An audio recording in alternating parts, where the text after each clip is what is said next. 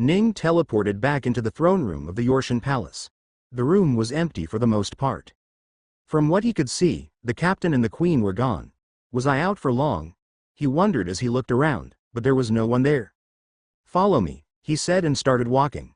Janine, who had teleported back with him, started following him. Ah! People shouted in the hallway and started running away from Ning. Only then did he realize just what a ruined state his clothes were in. The lightning and various other attacks had created holes all over his shirt, and the blood of the ones he had killed was still fresh on his skin. He looked no different from a man that had returned from a massacre, just like he was. Stop! Ning ordered one of the servants that were trying to run away at the sight of him. The woman suddenly fell to the ground and started crouching as she started shouting, "Please don't kill me," over and over again. Ning sighed. "System, fix it please," he asked. In a flash of light, the shirt he was wearing was reformed and all the blood that was on his body was gone. "I'm not going to kill you, miss," Ning said as he crouched down. "Please look at me." The woman still kept shouting the same thing without turning, as she thought her death was here. Ning sighed. He grabbed the woman's head and simply turned her into his servant.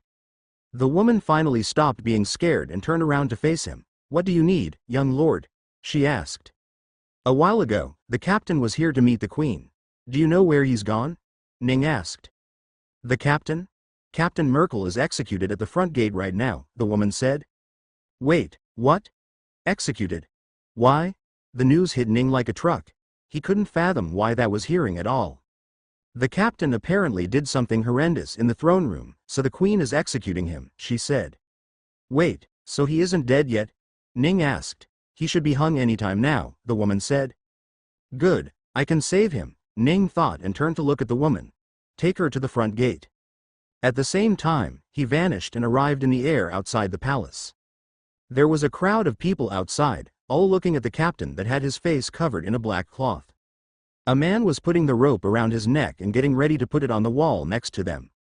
Ning didn't know why there was an execution platform ready so soon, but he didn't care much about that. He turned his eyes at the woman in white with anger on her face. Once he saw her, he dove down. Ning slammed onto the ground, putting fear into the heart of every man and woman that stood there. Everyone immediately started moving backward while the queen fell down to the ground from the impact. The anger in her eyes switched to fear when she saw Ning. Ning stared into her eyes, trying to understand if this was the woman he had dominated earlier today or not. However, there were just too many things weird about this, that he decided to do it again. Ning grabbed her head and got ready to. "Master, what are you doing?" the queen asked. What did you call me?" Ning asked in surprise. "Master?" the queen asked.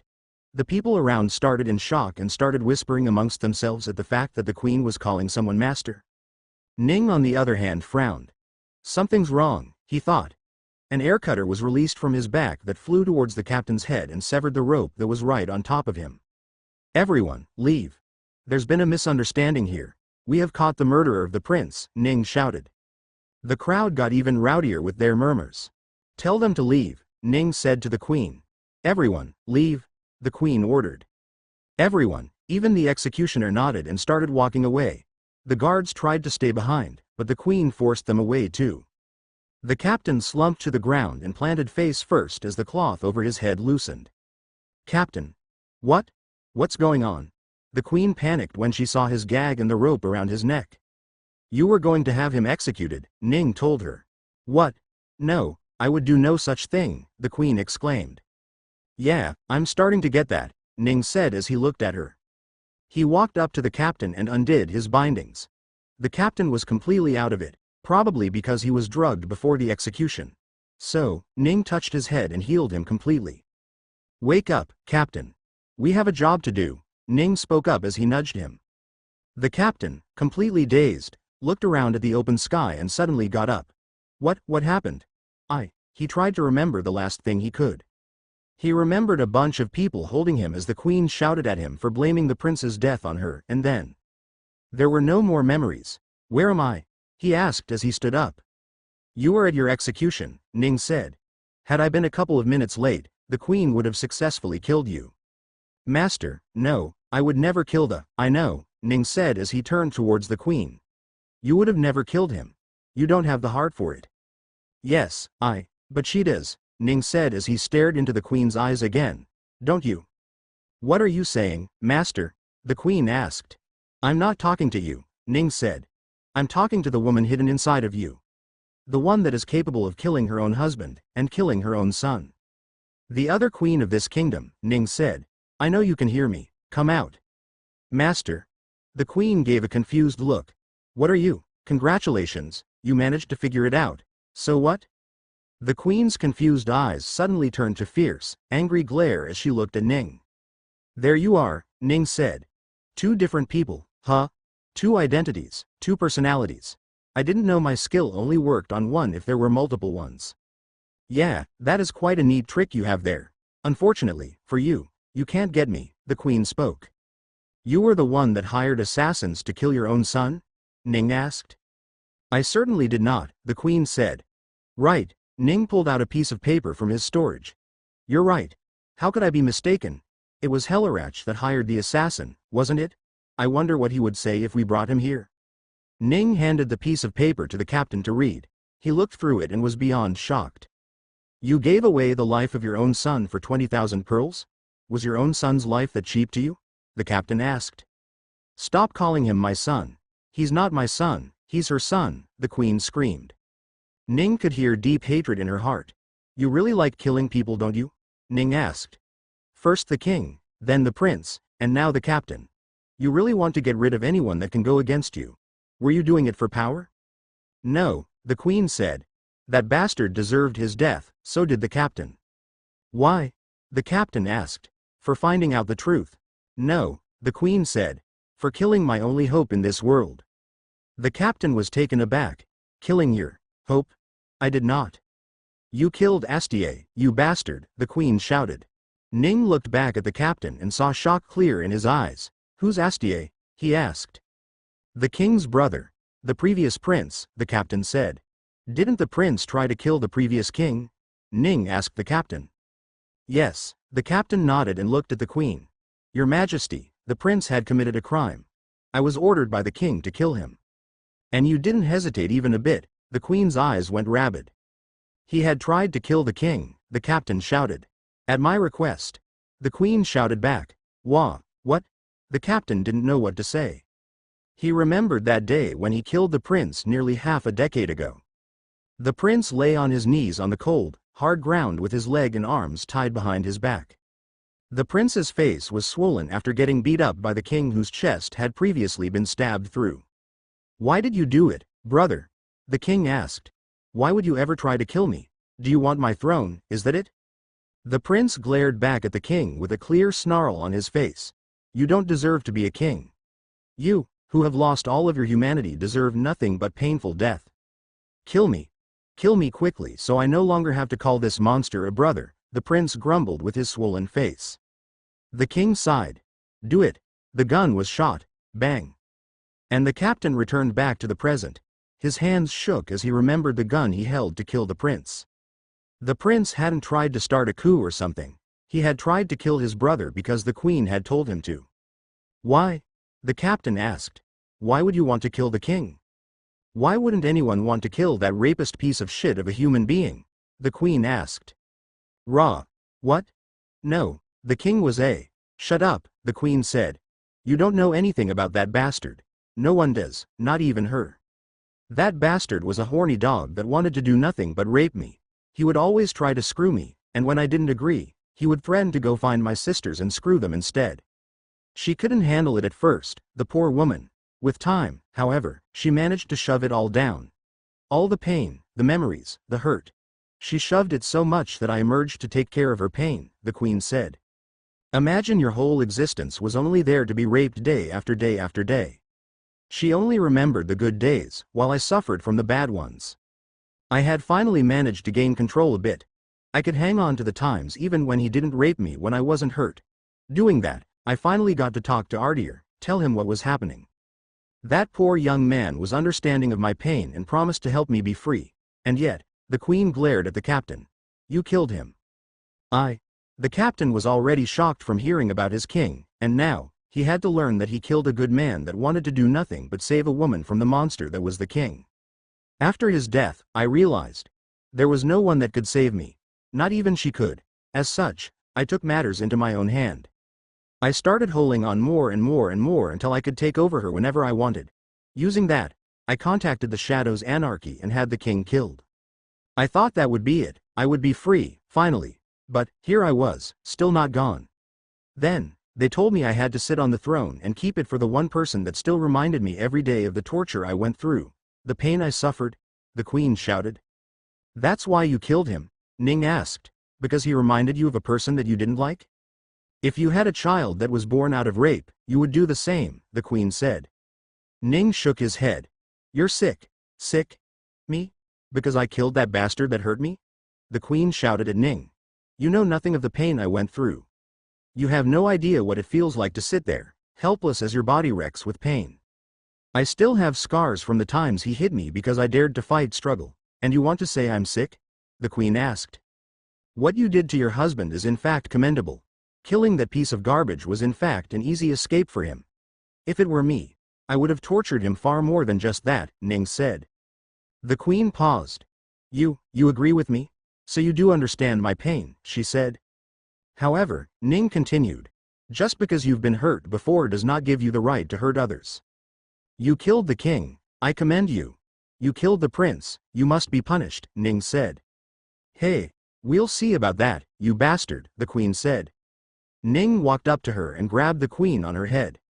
Master? The queen's rageful eyes changed to that of a somber person that didn't understand what was happening. Sleep, I don't need you right now, Ning said. Suddenly the queen's eyes became unfocused before focusing back as she looked around in surprise. What's going on? Why am I back? She looked around agitatedly. What are you doing to me? Something I wish someone was here to do for you a long time ago, Ning said as he closed his eyes. You've suffered a lot throughout your existence, but you've also done things that can't go unpunished. I hope what I'm going to do shall be both punishment and salvation for you, Ning spoke. What? What are you going to do to him? Disappear? The queen's words never ended, and they never would. Master? The real queen woke up with a confused look on her face. What's going on? Going in and out of consciousness had her disoriented, and it took a while before she was able to remember what was going on. My son. She looked up at Ning with eyes full of tears. Did I really, kill my son? Ah. Ning realized that the queen had no idea what had happened and now knew what her other self had done. No, you did not, Ning said as he asked the system to remove her memories. Not just hers, he removed everyone else's memories of the situation as well. In the end, the only one that remembered what had happened was the captain. Ning didn't want the queen's pain and struggle to just disappear forever as it had never existed.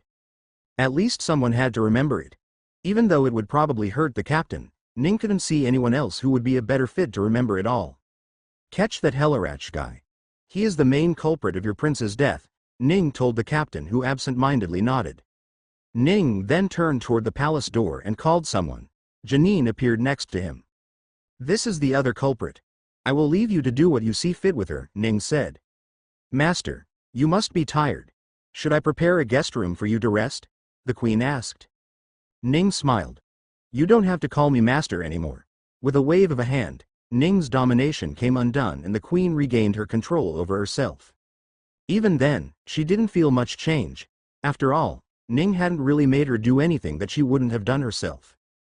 Thank you, young man, for what you've done to our country, the captain respectfully saluted Ning. Keep up the good work. I will be leaving now, Ning said. Thank you for helping avenge my son's death. The queen bowed her head as well. If you ever need anything, please come visit the palace. I don't really have anything I will want, Ning said. But I might visit sometime. Have a proper funeral for your son and take care of yourself. Goodbye. Ning teleported away. The captain would then go on to capture both Janine and Hellarach before bringing them to the execution stand where he was nearly hung. To his surprise, no one would remember anything about the execution that had nearly happened, not even the queen. Using the paper Ning provided as evidence, the captain would then hang both Janine and the servant Hellarach, who was originally the one to suggest using the Age Shadow's anarchy to the queen.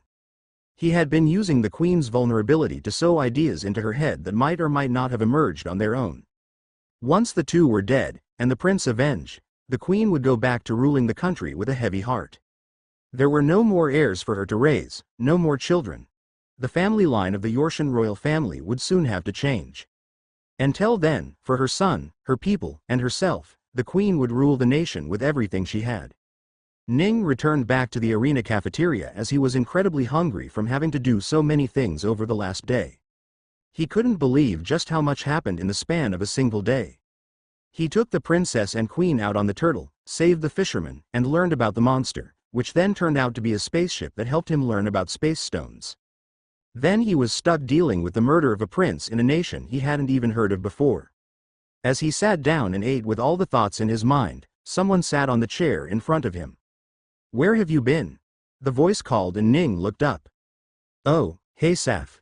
I've been out," Ning said absent-mindedly. "Are they done?" she asked. "Is what done?" Ning asked. "My pearls. Are they done recharging?" she asked. "Your pearls?" Ning remembered where they were. At the bottom of the sea. Ning sighed. "I'll go get them soon." Ning rinsed after returning from the depths of the ocean where the many pearls had sunk to. Fortunately, they had still been there and no giant sea beast had accidentally eaten them.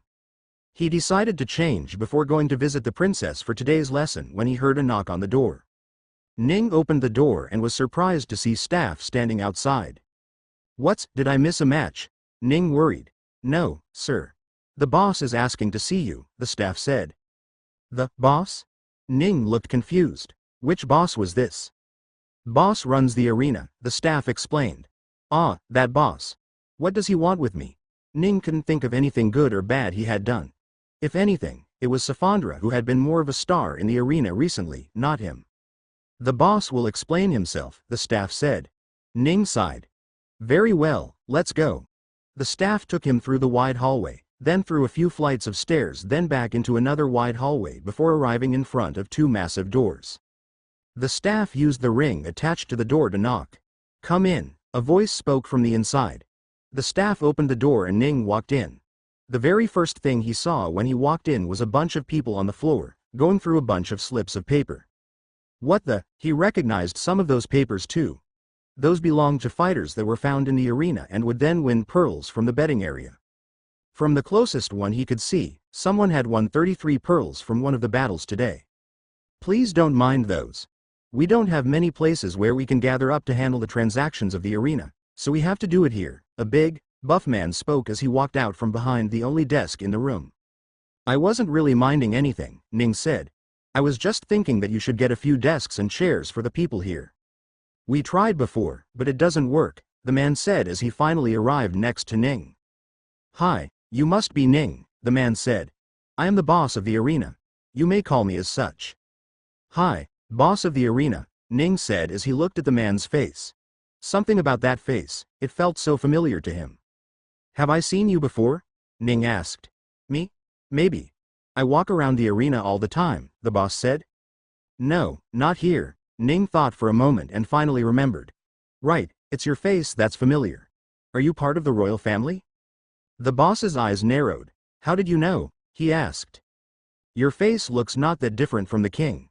Maybe a little chubbier. You must not exercise as much as the king does," Ning said.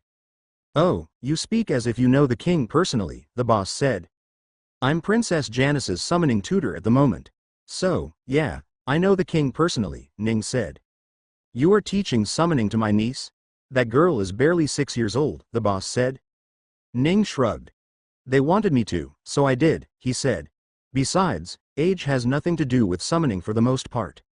After all, the princess already managed to form her first bond yesterday." "What? Little Janice is already a summoner?" the boss asked in surprise. "Her hair is already red. You should go meet her soon," Ning said. Yes, I will do that," the boss said. "I should celebrate with her soon." "Well, good for you," Ning said. "So, why did you call me here?" Right, I almost forgot. Let's walk while we talk," the boss said as he started walking. Ning got curious and followed him. "I watched your match a few days ago," the boss said. "Which one?" Ning asked. "The one where you made a mistake on your summoning and had a beast nearly go on a rampage," the boss said as he kept walking. Ning stopped for a moment to cringe. He didn't want to remember that. He didn't want to remember the mistake he made. Safandra had scolded him plenty that time, he didn't need a reprimand from the boss too. He sighed. Yeah, that was a mistake I made while I was in a hurry. I can guarantee that won't happen again, Ning said. The boss looked back with a confused expression. Oh, no, I'm not here to tell you what you did wrong. You likely know that more than I do. Besides, that was a one-time offense and nothing bad even happened. I've seen your later matches too, you're doing fine. In fact, you're doing quite good. Oh, so, why am I here? Ning asked. Can I ask why you chose to fight with beasts instead of yourself? The boss asked. No reason, Ning said.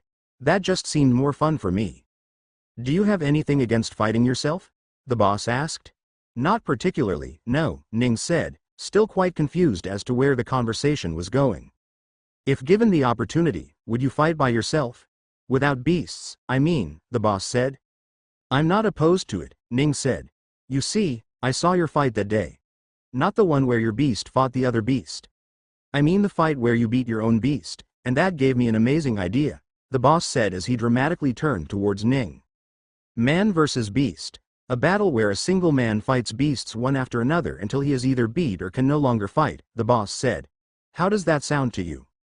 Dangerous, Ning said it just the way it was. It is, and that's why people will love it. The tougher the battle, the more they will cheer. The tougher the battle, the more they will bet, and if you win, you will make a hell of a lot more money than a normal battle, the boss said. So, he looked at Ning again. Do you want to become our first fighter that will fight against an endless horde of beasts? Ning thought for a moment. Keep aside the idea that one could get seriously hurt in a battle against a beast. Ning didn't see any problem with the match system itself. However, if he were to be part of it, then a problem would arise. You said it was back-to-back, right? He asked. Yes. One after another we send the beasts to fight as soon as one of them is unsummoned. Or at least that's the idea, Ning said. What if one simply won't lose? Ning asked. One will always have to lose, the boss said. You're not God to keep going forever. But what if I could? Ning asked. What if I could fight forever and ever without losing? What then? Well, then we make the most money as the odds will continue to be against you, the boss said. Ning rubbed his chin in thought. I wouldn't mind being the first one to do so then, he said. Great. I will start preparing everything then. It should be done in a few days, the boss said. All right, let me know when it's ready, Ning said. If you don't have anything else, I will be leaving. Okay, and thanks again. The boss returned back to his work while Ning walked out of the arena. Ning went through the streets, straight to the palace on the western end of the island, and entered. While he was about to go search for Janice, one of the servants told him that the king was calling for him. Is it to thank me for helping his daughter bond a beast? Ning wondered. That must be it. Ning walked straight towards the palace hall where he had to wait for a few minutes before he was called into the room. The room was rowdier than ever with all the big, beefy men talking amongst each other. However, they seemed more civilized today than any of the other times he had seen them. Ning wondered why that was for a moment before seeing the person next to the king. Ah, they're civilized because they're in the presence of the queen, Ning realized. My friend, Ning, you are finally here. The king spoke up suddenly when he saw him. Come. You have finally come to the celebration, he said. Ning was suddenly handed a clay mug full of alcohol by someone who themselves were full of alcohol. Only then did Ning notice all the mugs by their side. They're all drunk, huh? Ning thought. Here's to our friend, Ning. Cheers! The king shouted and everyone shouted along with him. Ning raised his mug as well and drank the mug full of beer in a single chug. The alcohol tried to do something to make him drunk, but his body was impossible to get to that level anymore. It would just heal the parts that weren't meant to be that way. It's no problem, Your Majesty. I only did what I was hired to do, Ning said. Huh? The king looked confused for a second before saying, oh yeah, good job on teaching my daughter to bond with a beast, but that's not what this celebration is about. Ning was the one to be confused this time around. It's not? He asked. He thought the king would be ecstatic about his daughter becoming a summoner, but that didn't seem to be the main reason for this celebration. Then, why am I here? Ning asked. You healed my wife's legs, didn't you? Look, in all the times I have been in love with her and then married her, she was always with her troubled legs. However, now she's finally healed, the king said. Not only that, she had become a summoner again too. Ooh, right, I did do that, Ning said. He had completely forgotten that he had healed the queen's legs. That had been such a small part of the overall shenanigans he had to go through in the last 24 hours that it was just a blip in his memories. Right. How's the leg, Your Highness? Do you have any trouble? Ning asked just to keep them from realizing that healing such a thing had barely needed remembering on his part. It's good, very good. I'm quite surprised that I'm not even anorexic despite not having walked for nearly 8 years now, she said. I'm glad, Ning said. Cheers to your health, Your Majesty. Cheers. The court officials once again started drinking like there was no tomorrow. Ning drank with them for a few minutes before slipping out of the room and going towards the princess's quarters. He quickly found Janice, who was clearly in a bad mood for some reason. What's wrong, Janice? He asked, getting closer to her. I'm angry at father and mother, she said with a cute little pout on her face. Angry, why? Ning asked. They're having a party without me, she said as she crossed her arms angrily. Ning had trouble keeping his face from cracking up while Joanne simply shook her head in the corner of the room. They're having an adult party. There is alcohol in there, so you can't go, Ning said. But I want to, the princess grumbled as she started jumping up and down, throwing her little tantrum. No, you don't want to drink alcohol, it's bad for you, Ning said. Then why do my father and mother drink it all the time? She asked. They are drinking it only after summoning a very strong beast that won't let them be hurt by the alcohol. Can you do that? Ning asked. The princess quietened down quite a bit. No, I can't. How long will it take me? She asked. Not very long, Ning said. How long? She asked again. Ning sighed and thought for a bit. You can drink once you summon OCCY, he said in frustration. The princess's eyes went wide, not in surprise, but in glee. I can do that right now. Ning looked at her weirdly. You can? He asked. He thought she was joking, but without answering, the girl closed her eyes and started summoning. Ning fully expected her to fail. There was no reason for her to be able to summon the giant octopus after all. However, to his surprise, a summoning circle formed right in front of him as a beast emerged from it. Ning looked at the beast with a blank look on his face. OCCY, the princess shouted and the beast answered. In front of him was in fact an octopus, however, it was not the octopus that he thought she was talking about. This is not OCCY, Ning said while pointing to the small octopus that was climbing the side of the princess's bed. It is, the princess said. I named him OCCY yesterday. Yesterday? Ning asked when he realized the first beast she had bonded. It was in fact this very octopus. To think she had given it the same name as the one that Ning had summoned. I summoned OCCY. Can I go drink now? The princess asked. Huh? No. You cheated. You didn't tell me you named this one OCCY too, Ning said. What? The princess exclaimed. But you just said I could if I summoned OCCY. Listen here, Missy. You don't get to cheat the system here. If you can summon the giant OCCY, then you can go drink. But I can't do that, the princess started throwing a tantrum again. Then wait and keep training. If you train, you will be able to do it very soon, Ning said. The princess continued throwing a tantrum, but Ning simply ignored her and she was forced to go back to studying. If not, there was no chance of her obtaining anything she could ask for. After she had calmed down by a considerable amount, Ning finally decided to tell her something. I talked to your uncle today, he said. My uncle?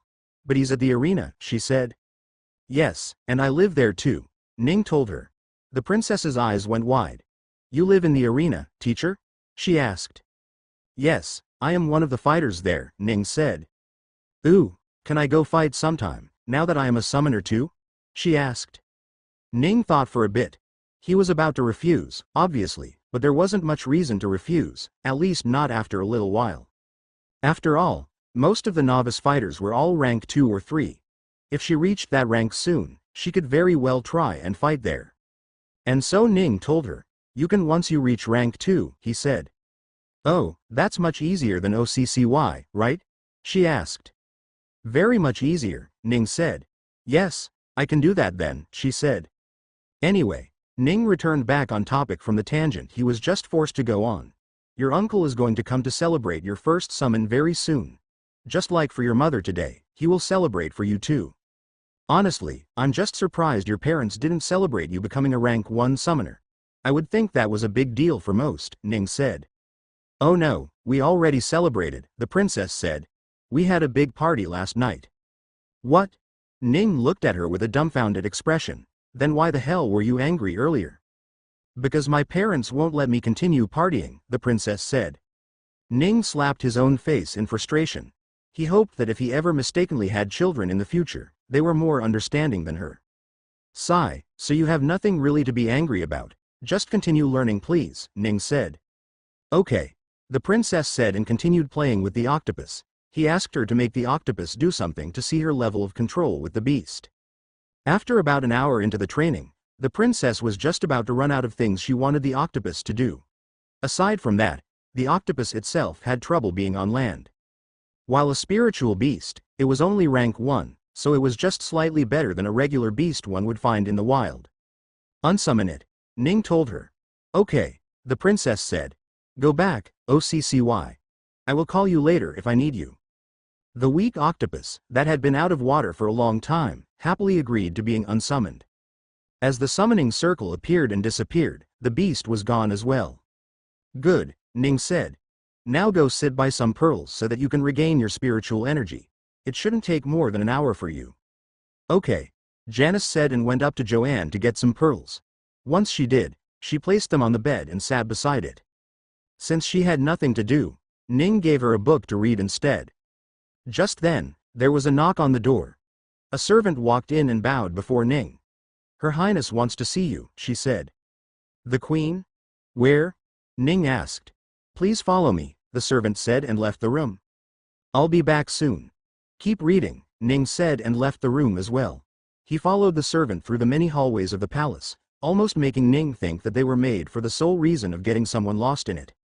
He was then led down a flight of stairs and then through another dozen hallways with twists and turns. Finally, at the end of the hallway, he saw 2 women standing next to a glowing, white room. He tried to look inside, but suddenly he saw someone jump at him from behind with a dagger in their hand. Ning quickly turned and grabbed the attacker's wrist before pushing it aside to punch at them. The attacker vanished from his arm and arrived a few meters behind him. Not bad. I was certain you had the reflexes in you, a familiar voice said. Your Highness? Ning asked. The Queen undid her hood and looked at him. Come, we have a lot to talk about. The Queen walked over to the brightly lit room and entered. Ning walked behind her and arrived there a moment later. When he looked around the room, he was shocked. So many pearls, he said as he looked at them.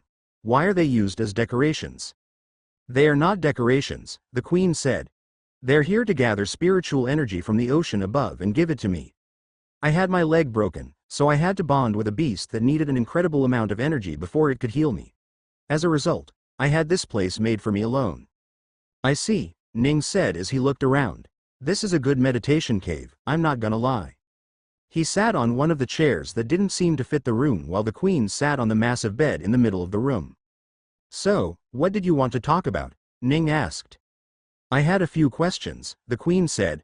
First of all, have you killed anyone before? Ning was surprised to be asked such a serious question right off the bat. Why do you ask? He decided not to answer immediately. Outside, when I ambushed you. Your first reaction was to kill me, wasn't it? The Queen asked.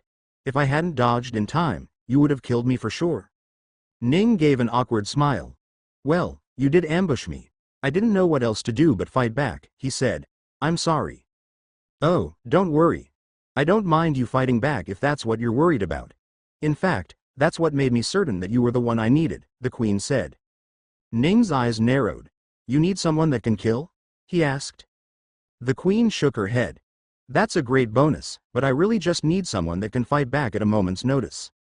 Ning's eyes narrowed. What is it that you really want, Your Highness? He asked. The Queen's eyes flashed anger when she heard that. I want revenge. I want revenge against those who betrayed me. Against those who betrayed us. I want to kill the woman that poisoned me and left me to rot in the ocean. I want to gouge the eyes of the man I once thought as my father figure. I want to kill all those that I once called my family. I want vengeance. I want justice, the Queen said. The people you called your family tried to kill you? Ning asked with a serious look.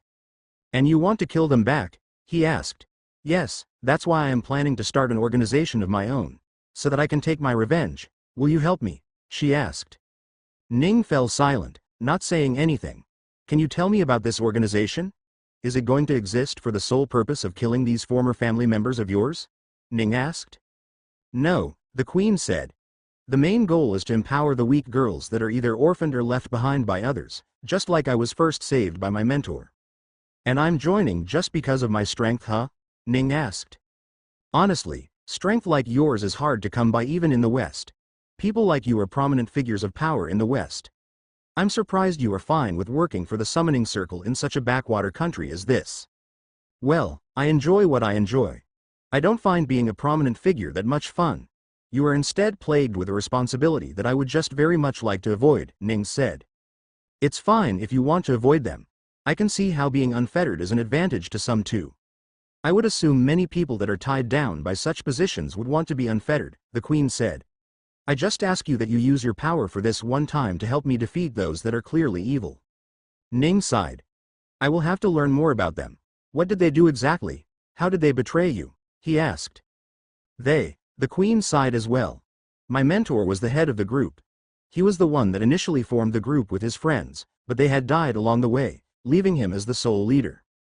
He did his job the best he could, gathering more and more people to his own cause, she said. After a while, however, the rest of the people didn't see his vision. They hadn't suffered as he had. So, when they saw the chance to change the leadership, they took it. They assassinated my mentor in cold blood, while also trying to kill everyone that would follow him. A war broke out between the two of us. One that wanted change, and the other one that wanted to punish them for what they had done. Unfortunately for us, the ones seeking justice were vastly outnumbered. As a result, most of us died, and even I was killed, or at least they thought they did. That bitch poisoned my legs and tossed me overboard. Fortunately, I had an antidote for the poison with me. Unfortunately, I couldn't take it before it wrecked my legs, the queen said. I floated until I was found by a fishing boat. Then, through a few ships, I ended up here where I seduced a man to find shelter. Who would have thought the dumb, big man was actually the king of this country? The queen laughed to herself. Ning nodded as he heard that. This argument the people had with your mentor, what was it about? He asked. Well, we were good at killing, so they wanted to go into the fields of assassins, but my mentor wanted to keep helping people in poor countries. Wait. Ning quickly spoke up to stop the queen. What did you say this organization's name was again? He asked. I didn't, the queen said, but if you must know, it is known as the Shadows Anarchy. Ning cringed a bit when he heard the name of the organization that had betrayed the queen. It was really the Shadows Anarchy? He asked. Yes, the queen said. Those bastards dared go against my mentor's wish of bringing peace to people that needed it and instead started hurting people for money. I hate them with a burning passion. What would you do if there was no place to direct this passion of yours? Ning asked. What? The queen was confused. Say Shadows Anarchy doesn't exist anymore, what would you do with this hate? Ning asked. I don't know what you are asking, the queen said. Sigh. How'd I say this? Ning struggled to find the words. What is it? Just say it, the queen said. Well, here goes nothing then. The Shadows Anarchy is gone. Or at least its head members are dead, Ning said.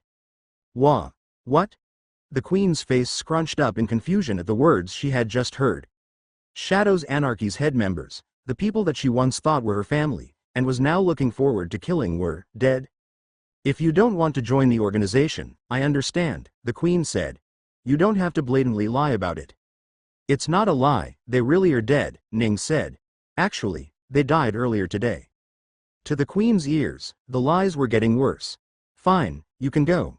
You don't have to join the organization, the queen said with a sour face. If someone was going to make such an absurd lie to get out of the situation, then there was no point in having them join the organization. They would instead just end up becoming a liability for them. Sigh, you don't believe me, do you? Ning asked. Let me show you. Ning suddenly stood up and grabbed the queen's hands. In the next moment, they teleported.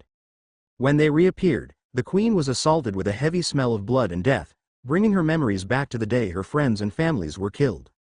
Not these ones, not the ones she had made later, but her real friends and families, back when she lived on the kingdom ruled by the dictator.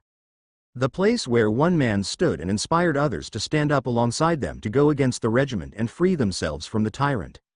So many people had fought in the war to gain their freedom, so many people had died.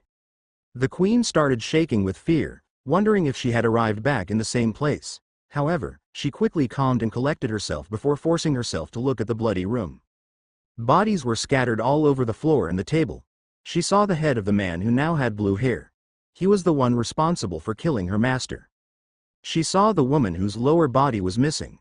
She had died with wide eyes full of pain and fear. That was how the queen had felt when this woman had poisoned her. Now, she felt a sensation of happiness when she saw the same on the woman's face. The rest of the people, the ones that opposed her master, their savior, turned the organization away from what it was originally established for. To take the organization in the direction where only a few profited while everyone else suffered.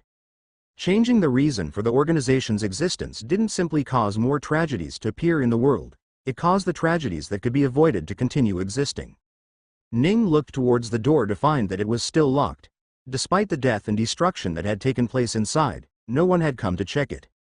Perhaps the crew was too scared to barge in on the meetings of the higher-ups. How long has it been?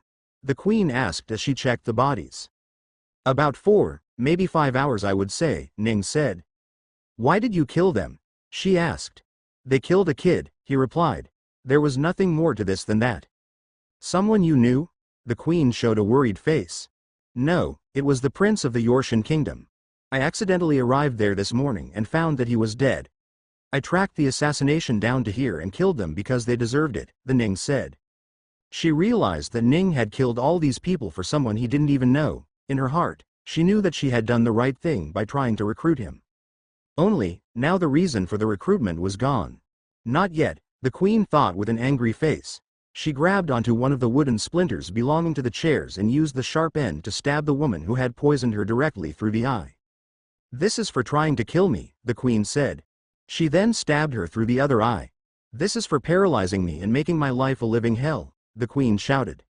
And this is for all the pain you brought me, she shouted and stabbed the woman all over her chest and head. She then went on to repeat the same thing with each of the heads she recognized. Those she couldn't recognize, she still stabbed it a few times. Ning was glad he wasn't on the opposing side of the queen or he would end up looking like a beehive. The queen finally stopped after a few minutes as her frustration was fully taken out on the dead bodies. You done? Ning asked. Not yet, the queen said and kicked the head next to her like a ball. Now I'm done. I hope you are somewhat satisfied with what you saw here today.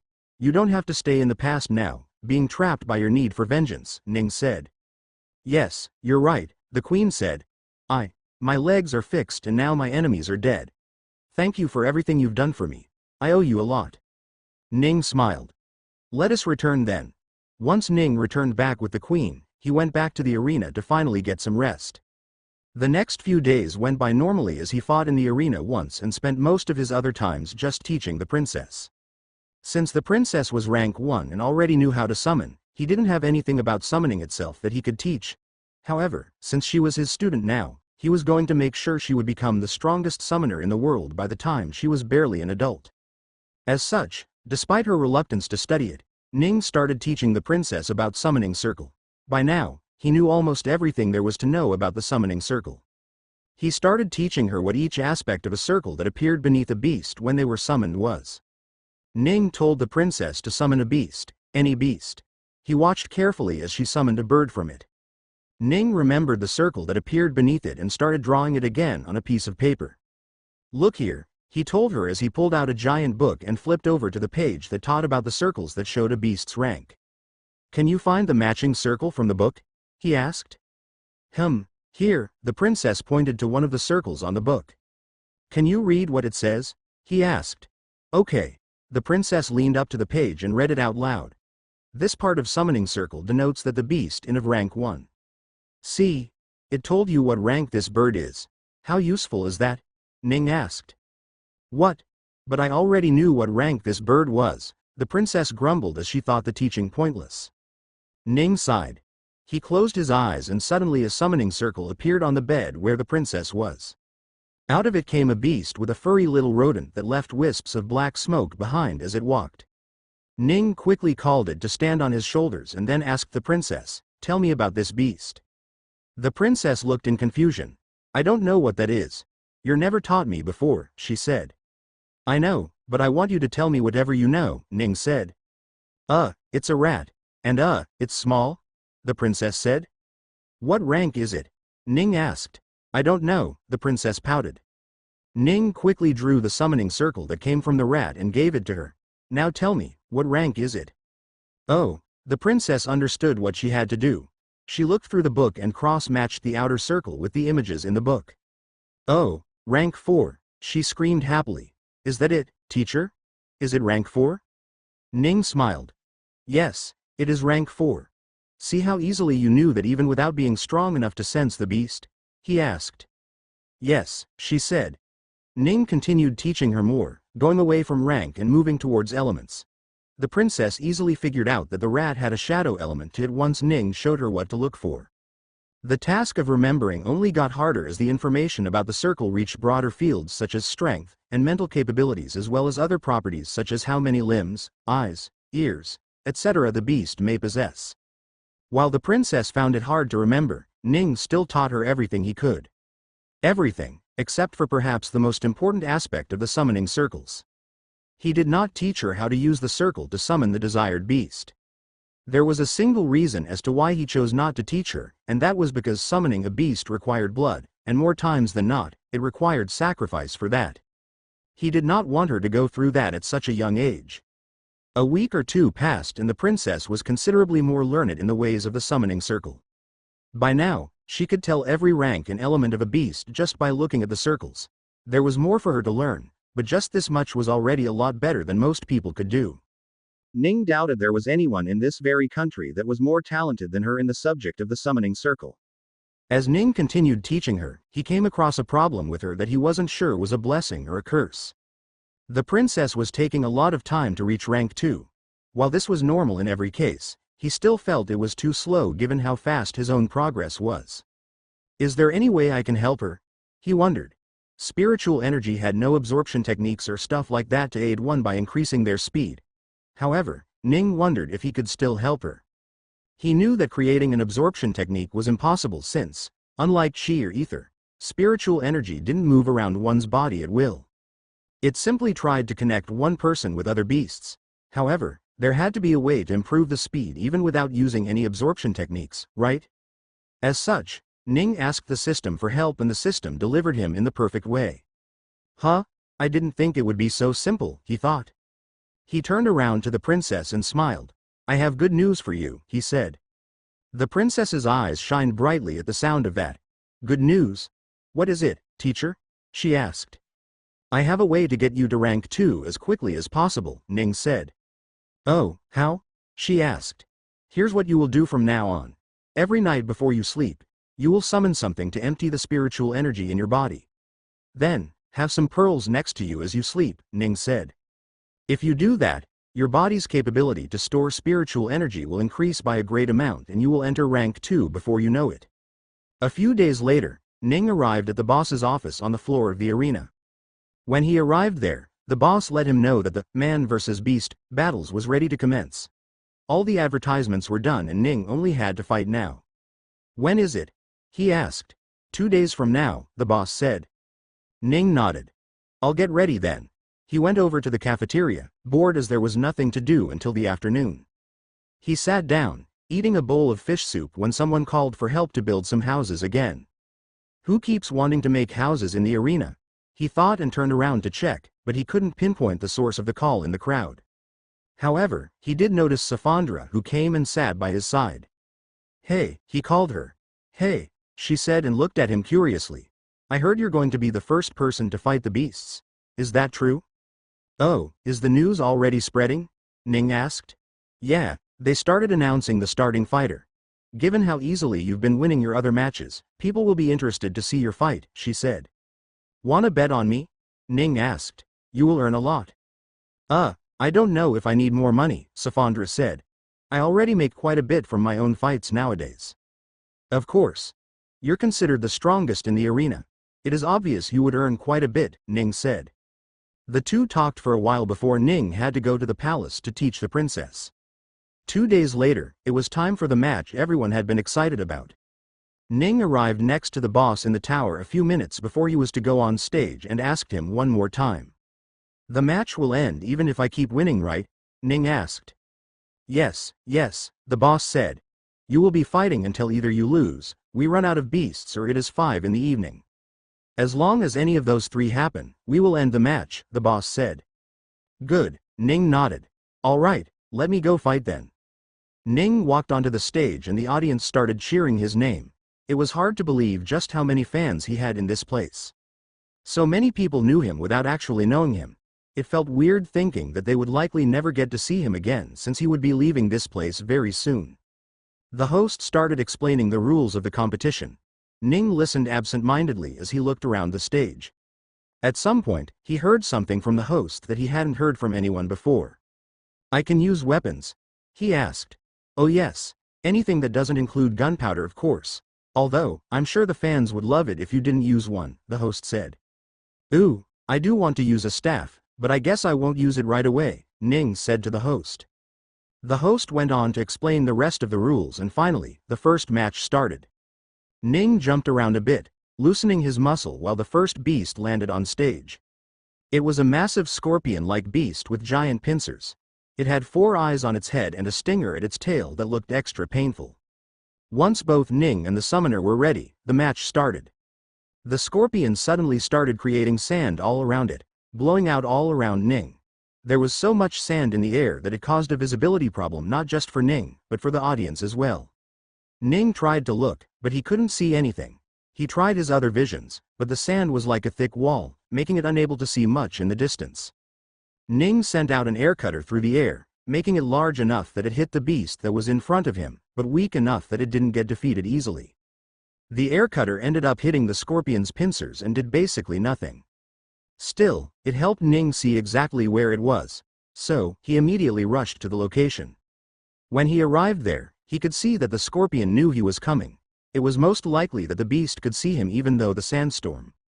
The scorpion's stinger fell on Ning, but he was quick enough to dodge it and instead grab the beast's tail. When he did, the scorpion tried to grab him with its pincers. However, Ning flipped through the air and arrived behind the beast. He kicked the beast's underbelly while he continued holding the tail, and suddenly the beast was up in the air. Ning then pulled on it and started spinning it quickly. The scorpion tried to move, whether it was its pincers or its stinger, but neither of it could overcome the centrifugal force Ning was producing with his spin. Soon, the air from the spin started dissipating the sandstorm, giving the audience a crazy surprise out of nowhere. Ning looked at the surroundings and where he could throw the scorpion, but there wasn't a good place for it to throw at. So, instead, he started changing the angle of the spin and suddenly threw it directly into the sky above the arena. The audience's eyes followed as the beast flew nearly 200 meters into the sky and then fell back down to the ground. They expected a massive crash landing, however, Ning simply placed his hand up and grabbed it. His legs dug into the stage, but other than there wasn't much sound. The force of the landing caused the scorpion a great deal of damage and suddenly its summoning circle appeared, taking it away. Ning walked out of the small holes he had dug himself into and looked towards the other side. "Next please." A flaming monkey arrived on the stage not even 10 seconds after the scorpion had disappeared. The monkey had red fur all over his body except for his chest, which was white. Its long tail burned all the way through and so did its hair. Ning saw the monkey and smiled. "If it's fire, then I should fight with water," he thought. He closed his eyes for a brief moment to find a beast and summon just its powers. Since he was simply asking for powers, he didn't need to give the beasts more than 20% of his spiritual energy. He surprisingly found a rather strong beast that accepted his offer, and now Ning had its powers. The flaming monkey jumped around on the stage as it started circling Ning. Ning did nothing but wait for the monkey to start the fight itself. The monkey suddenly punched toward Ning, sending a fireball at Ning through its fist. Ning dodged and opened his palm as something formed on it. The monkey punched again, sending another fireball at Ning. This time, Ning didn't dodge but instead threw what had formed in his hand. A snowball. The fire met with the snow, and the two of them cancelled each other for the most part as the fire was a tad bit stronger in this case. The monkey created a spear of fire this time around and suddenly threw it toward Ning. Ning created a snow icicle that was flimsy for the most part but kept it together by crushing it into shape with his hands and sending it flying. The force with which he threw the icicle destroyed the fire spear, but at the same time, the icicle also broke into a million pieces. The monkey suddenly jumped in the air and did a quick little spin, creating a wave of fire that moved towards Ning. Ning suddenly clapped his hands forward, causing a small snowstorm to form in front of him that stopped the wave of fire. The monkey used this time to get close to him and landed barely 3 meters away from him. Then, it took in a deep breath and started breathing out fire. Ning waved his hands and suddenly a snow wall appeared right in front of him to block the attack. However, the monkey continued breathing out a fire that started quickly melting through the wall.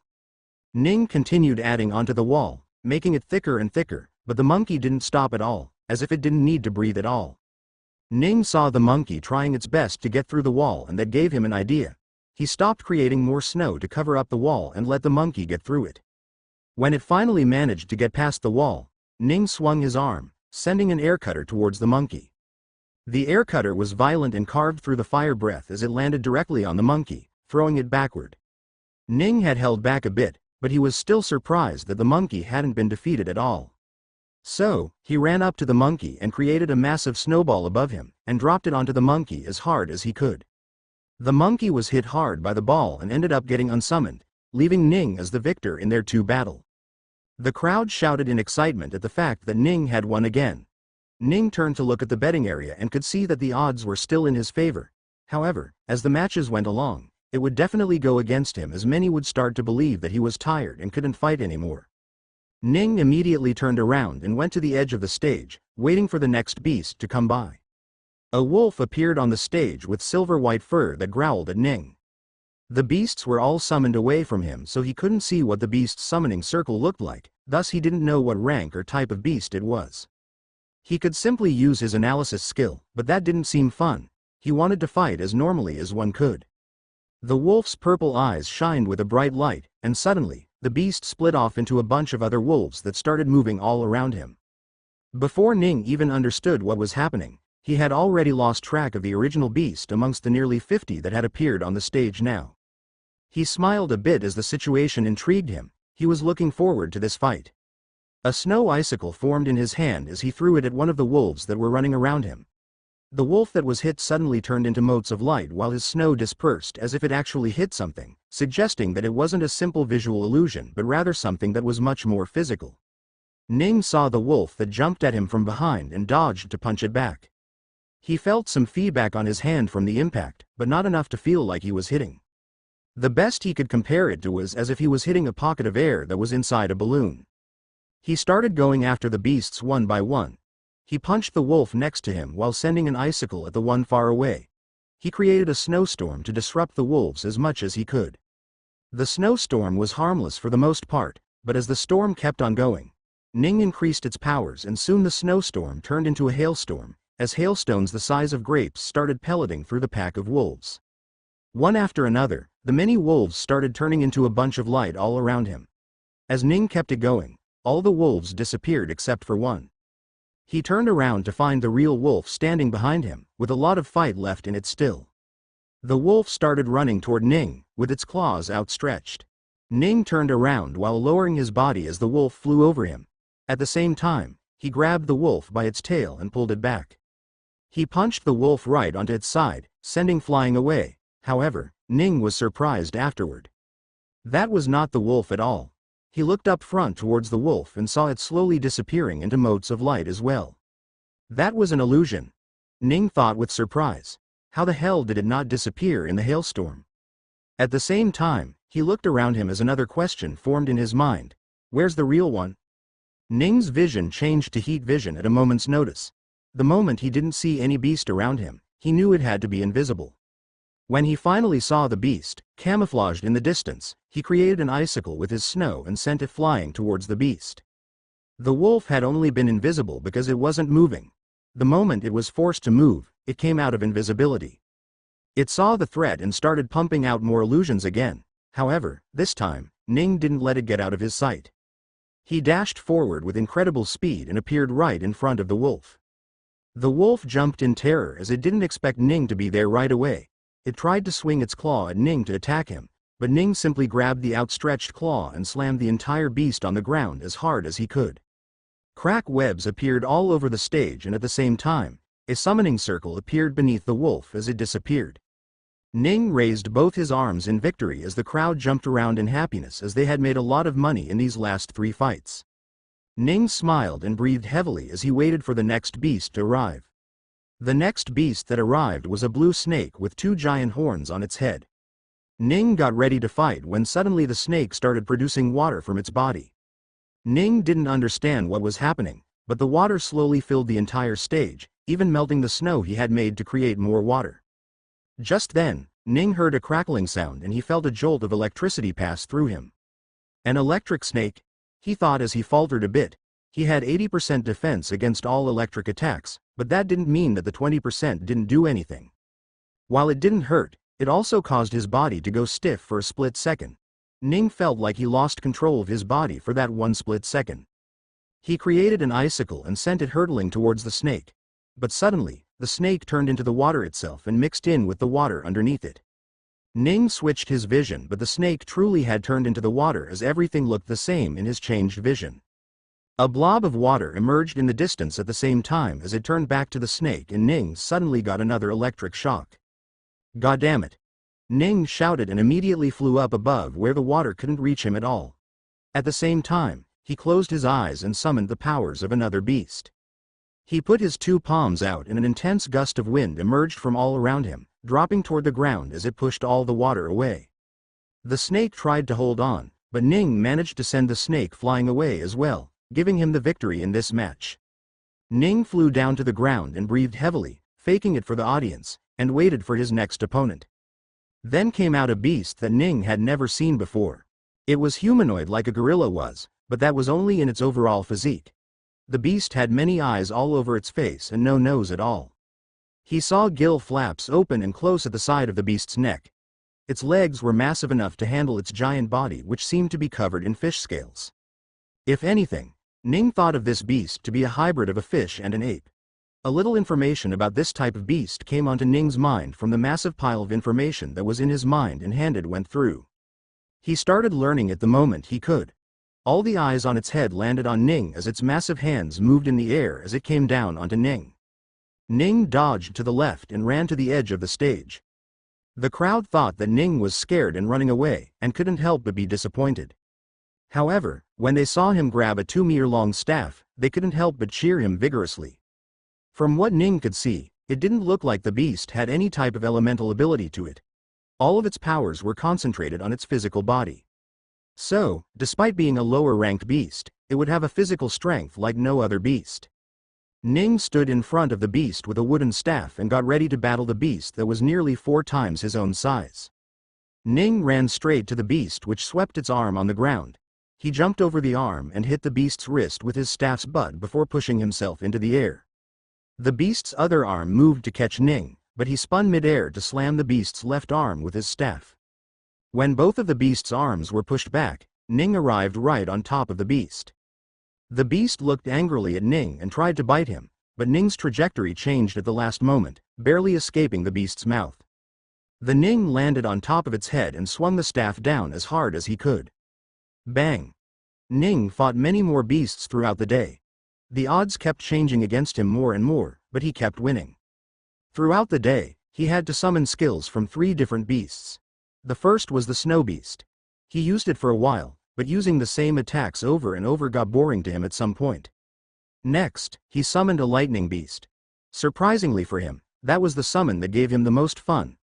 Throwing out lightning bolts, creating thunderous noises, and even teleporting around with lightning. Lastly, Ning summoned a telepathic beast skills that could help him read a beast's mind and even hurt it mentally. He didn't use those skills for anything more than just dodging the beast's attacks before they even started attacking. With these 3 skills altogether and his supreme staff skills, Ning managed to defeat every single beast that came his way. Many of the audience members were sad in the end, while a few of them were beyond ecstatic. Having done nothing but continuously bet on Ning, they ended up being richer than they would have ever expected themselves to be. While the rest of them were saddened by the fact that they lost quite a large sum of money. The boss looked from his seat high in the tower with absolute glee on his face. While it wasn't finalized, a staff had brought him a rough estimate on how much they had made. If the numbers were half as true, this battle was even more successful than the one with Safandra and Billy. Around 5 p.m., Ning finally left the stage, having won every match. He was immediately taken to the boss, who thanked him a lot for bringing in so much money. "You have earned quite a lot too," the boss said. "Just wait a bit, I will count how much you have earned and bring it to you. It will just take half an hour maybe." "It's fine," Ning said. "I am in a little hurry. You can do the math slowly, I will come for my money tomorrow." Ning left the place to go to the palace to meet up with the princess and continue her lesson. However, before he could leave, he was stopped by Safandra. "Hey, what's up?" he asked. "Oh, my pearls went dull again. Would you mind getting them recharged again?" she asked. Sure," Ning said. He didn't have anything else to do tonight anyway. "I can do that." Little Blue came out from her side and chirped like a bird.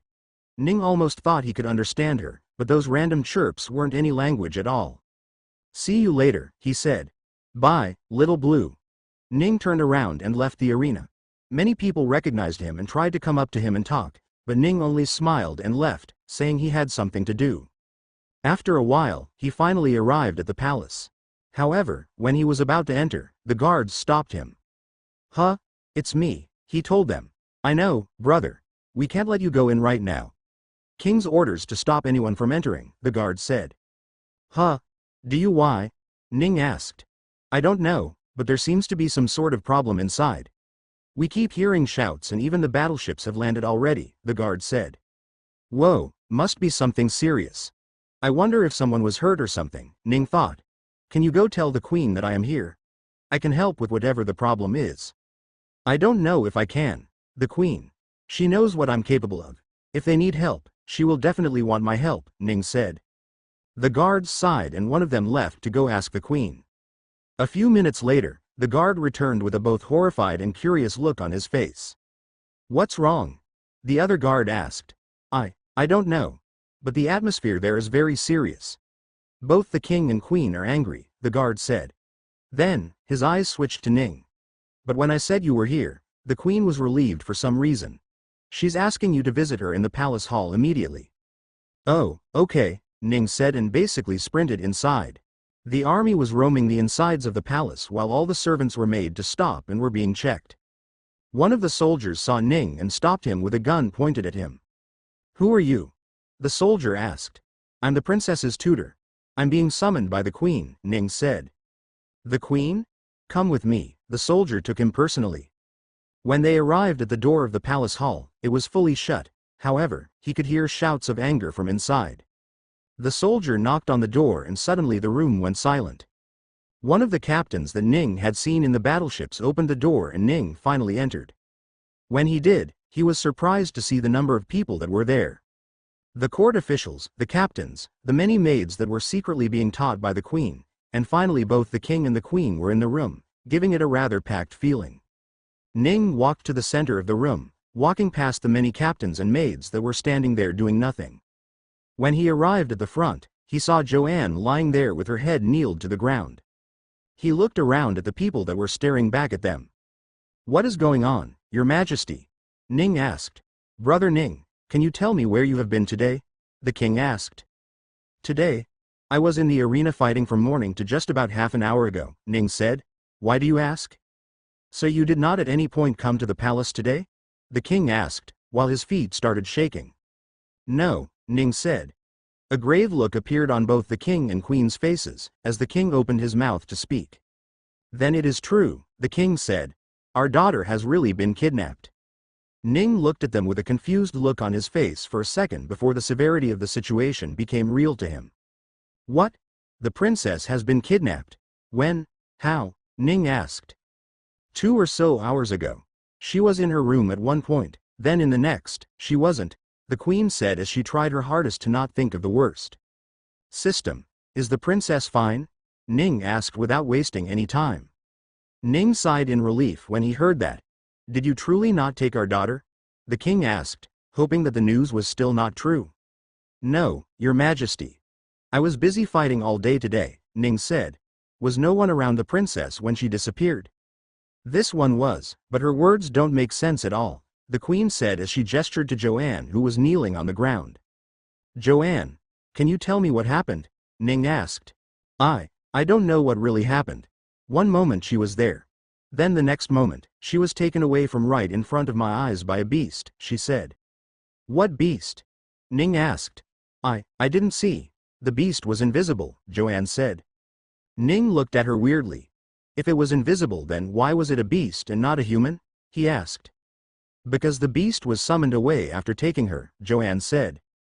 Wait, what? Ning looked at Joanne with a confused expression. See, it doesn't make sense, the queen said. Ning nodded. It indeed didn't make sense at all. Joanne, did you see the summoning circle yourself? Ning asked. Yes, she said. But if there was a summoning circle, then the beast could only be unsummoned that way. It can't take things through its own summoning circle, Ning said. You either didn't see a summoning circle, or the princess was taken in other ways. I know what I saw, teacher, Joanne said. Tell me exactly what happened, Ning asked. Well, the princess was learning from your book and then suddenly she stood up straight saying that she will reach rank 2 very soon. But before she could say anything else, a beast arrived, and then a summoning circle took her and the beast away, Joanne said. Ning thought for a moment. But you didn't see the beast, he asked. No, Joanne said. Did you hear the beast? Smell it or see its feet walk on the bed? Ning asked. No, not really, Joanne said. But what else could it be then? Tell me what you saw exactly, Ning asked. Well, what I saw exactly was a summoning circle appearing beneath the princess and her disappearing away, Joanne explained. When put like that, Ning could only think of one thing that happened, but was it possible? There was one way to find out. System, was the princess summoned away? Ning asked. Ning gave a wry smile. He couldn't believe that the princess had actually been summoned away, but what could a small child like her even do? Whatever it was, he needed to get her back. Your Majesty, I think I know what happened, Ning said. The crowd got silent to hear him. Ning looked around and said, I believe the princess was summoned away. Summoned away? What nonsense is this? That doesn't even make sense. Who would want a small child? The king looked at him with a look of subdued anger. Brother Ning, this is not the time to be making jokes. How can a human possibly be summoned? He asked. Why can't a human be summoned? Ning asked. Why would a human not be summoned? Who would summon a human? The king asked. I don't know, but it's certainly not another human, Ning said. Since you can't bond with someone from your own species, whoever summoned the princess is a beast for sure. The queen gasped. Are you certain? She asked. Yes, no doubt, Ning said. Please help bring my child back, the queen pleaded. Don't worry, I will, Ning said. He closed his eyes and asked the system where the princess was. When he got the answer, he couldn't help but be a little surprised. That's gonna be hard to get to, Ning said softly. Can you do it? The queen asked. Don't worry, I'm leaving right now, Ning said and walked out of the room. The queen quickly followed him out, and reluctantly, the king did so as well. With both the king and the queen walking out, the rest of the people walked out as well. Ning walked over to the beach, confusing the queen as to why he wasn't leaving already. Why aren't you teleporting? She asked. It's not a place I can go to by teleporting, Ning said. At least, he couldn't teleport right now. So, what will you do? The queen asked. I will fly there. Don't worry, I will return as soon as I can, but it might take me a few days to do so, Ning said. Where are you going? The queen asked. Ning was about to answer, but he decided not to. That would only make the queen more scared than she already was. The princess is fine for now, but I can't promise she will continue being fine. So, I will leave right now, Ning said. Wait for me. Ning looked towards the setting sun to the west and suddenly flew off without telling anyone anything about where he was going. Each second, he slowly increased his speed until he could feel his body burning with heat. However, that didn't cause him much problem, so he continued flying. Slowly, the sun got brighter and brighter the more he went west. However, soon he was no longer going west from his perspective, but rather up. He would have to soon leave the planet Nulwarn. After all, the princess had in fact been summoned away to another planet far away. Ning flew towards the sun. He very quickly got out of the atmosphere and his automatic breathing skill activated to provide him with air even while he was out in space. The moon Senna was showing up from his left, so before he went any further, he landed by the moon and looked back at the planet.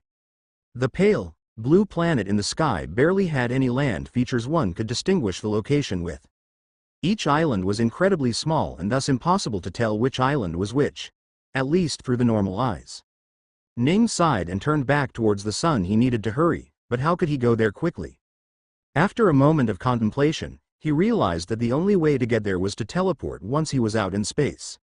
So, he took off from the moon and flew towards the sun. There was a reason he was making his way towards the sun, and it was not to gain momentum. There were exactly 6 planets in this world's solar system, and 4 of them had been named aside from Nulwern. While only 2 of them were actually named as possible planets, the other 2 were considered bright stars in the sky. There was only one planet that had not been named at all, and there was a reason for that. None of the humans living in Nulwern knew this planet even existed. It wouldn't be until a few hundred years before science would advance enough for people to find the existence of this planet. The princess had been summoned away to this exact planet as well. Ning's objective at the moment was to get to this planet anyhow. After flying out towards the sun, generously away from the planet, his teleportation skill kicked in, letting him leave the area without much problem. Ning looked towards the sun, but his vision darkened instead as the star chart appeared all around him. He looked at Nulwern in the star chart. Then he looked at where he was standing, a few thousand kilometers away from Nulwern. From there, he looked at the sun at about 200 million kilometers. Then, directly behind the sun at about another 200 million kilometers was the greenish-blue planet he needed to go to. When the star chart disappeared, Ning imagined the location he had to teleport to, and then he vanished. About 800 billion energy was spent for him to teleport from outside of Nulwern to here. Even a year ago, Ning would consider it a huge number, as it would have taken him nearly 700 days to collect that sort of energy. However, with a few quintillion of energy at his side, a few billion was nothing. Besides, he only needed 2 months or so to collect that much energy now. Ning looked at the giant greenish-blue planet in front of him. Unlike Nulwern, this planet was about 60% water only, while the rest was land with mostly trees growing everywhere. Ning immediately flew to the planet at full speed and slowed down only after he had entered the atmosphere. He didn't go all the way down and hovered in the sky. Even as he did, many birds flew right past him. Ning was a little surprised to see that every single one of those birds was at least rank 3 in spiritual energy. But he quickly shook his head. There wasn't any reason to be shocked by something so obvious. It was obvious for this planet to have a strong beast. It was obvious for this planet to have such thick spiritual energy. After all, this was the planet that almost everyone summoned their beasts from. "Where's the princess?" Ning asked his system, not wasting any time. Once he got the location, he teleported directly to that side. When Ning reappeared, he was in the sky above a forest with a massive clearing in the middle. He saw some activity there, so he quickly flew down into the thick trees to see what was happening. So many beasts, he thought at first when he heard the sounds of things hitting each other. However, when he got close to the edge of the forest, Ning's eyes went wide. Humans? He thought with shock. That should have been impossible. Why were there humans here? As far as the system had told him, Nulwern was the only planet nearby with human life in it. He had indeed learned that this planet had beasts that were summoned to Nulwern for various purposes, but there was nothing about humans in those knowledge packs. Wait, could they have been summoned here just like Janice? Ning thought. He didn't even want to think of what was happening to the princess right now. Was she perhaps being made to labor like all of these people who were clearly too fatigued to work at all? Ning didn't understand what was happening, but he didn't have the time to. Whoever the culprit was for making all of these beasts and humans relentlessly work for them, he needed to find them and set things right. Without hesitation, he dashed into the open area where all the trees had been cut off. The humans and beasts saw him and many cried at him about different things, but Ning didn't hear. He was focused on the location about 400 meters ahead where the princess was according to the system. Ning didn't even pay attention to the surrounding he flew through as he arrived right in front of a massive tree with a giant opening at the base. There were leaves covering the opening like curtains and Ning walked up to it. However, before he could see inside, he heard the princess's sound. He quickly parted the leaves and entered inside, hoping the princess was fine, only to be in absolute confusion at what he was seeing. In front of him, the princess was laughing like this was the most fun she had ever had. And next to her, the one she was having fun with was a big, blue slime monster. "Who? The slime suddenly turned around, its googly eyes staring at Ning. What's going on? Ning looked at the two, not sure whether to be angry or confused. Teacher! Teacher! The princess shouted the moment she saw Ning. Teacher, look, look! I ranked up. Huh? Ning turned to the princess and checked her rank. As he did, his eyes narrowed in surprise. Rank 3? How? Slimy gave me spiritual energy, the princess said. Don't call me Slimy. I told you to call me Master, the slime said. No. You're Slimy, the princess said and started laughing on her own. Ning couldn't process the situation at the moment, so he instead went up to the princess and checked whether something was wrong with her or not. She was mostly fine, aside from being dirty from playing on the ground. Although, now that Ning properly did check the floor, it was mostly hard wood that he was standing on. That didn't seem like a place one could get so dirty. What's this black smudge on your face? Ning asked as he wiped some black soot-like substance from her face. Huh? The princess turned to look at Ning's finger. Oh, it was probably that time I went into that hole. That hole? What hole? Ning asked. Hey, have I seen you before? The slime suddenly spoke, grabbing Ning's attention. Ning turned around to pay attention to the slime finally. It was a blob of slime with a blue core floating in the middle, and everything else like its arm and eyes was a caricature formed by the same slime body. It was about half a meter at the base and reduced to about a quarter by the time it reached the top, which was also about half a meter tall. What are you staring at? Is this how you look at your master? The slime suddenly started shouting. What? Ning looked confused. Was there a reason why the slime thought it was his master? Hey, don't call yourself a master. Your name is Slimy, the princess said. The slime couldn't help but groan when he heard that. Ning could understand what that was. Slimy wasn't the best of words to call someone by. Was this the beast that summoned you here? Ning asked the princess. Yes. Slimy said that if I helped him get things from the holes, he would help me rank up, so I came, she said. Ning stared at the slime up and down. He could tell that this was a rather intelligent beast. If he wasn't wrong, this beast most likely even had a soul in it. He wanted to check how strong a beast with a soul was. So, he then used up his analysis and his eyes went wide at the very first second. Rank 9. What the hell? He exclaimed in surprise. He had never even thought of such a high-rank beast existing, and it was this random slime he found on this planet. Granted, it might have some soul and intelligence, but that hadn't helped the people of Nulran from getting stronger at all. So what the hell was going on here? How do you know my rank? The slime asked with a weird look in its eyes as if it were emulating confusion and suspicion. Rank 8. I have never summoned a human this strong before. I would have remembered. The slime's voice got colder. Who are you? And why are you here? The slime asked. I am this little girl's teacher. I am here to get her back. You tell me why you summoned her in the first place? Ning asked, his voice equally cold as well. What? You came here to save her? The slime looked confused. How do you know this girl I just created? Ning was taken aback. Created? What do you mean? You summoned her, he said. Yeah, I did. That's how I created her. How do you know her? That's what I'm asking, the slime said. Ning couldn't understand if the slime was trying to make fun of him or not. Do you know what summoning is? He asked. He chose to assume that the beast was oblivious about what summoning was. Of course I do. When I need something, I call for someone to help me. When I do that, they are created to help me, the slime said. No, Ning said. No one is created to help you. They are summoned to help you from elsewhere. The slime looked at Ning, not believing him at all. That's a lie for sure, the slime said. After all, I've gone around the world and there is not a single human out there. How do you explain all the humans in here came from? The slime asked. From the other planet where the human live, Ning said. It's a planet that is directly opposite to the sun on the other side of it. This planet and that planet had the same distance and speed in relation to the sun, so you never end up seeing each other. The slime looked at him dumbly.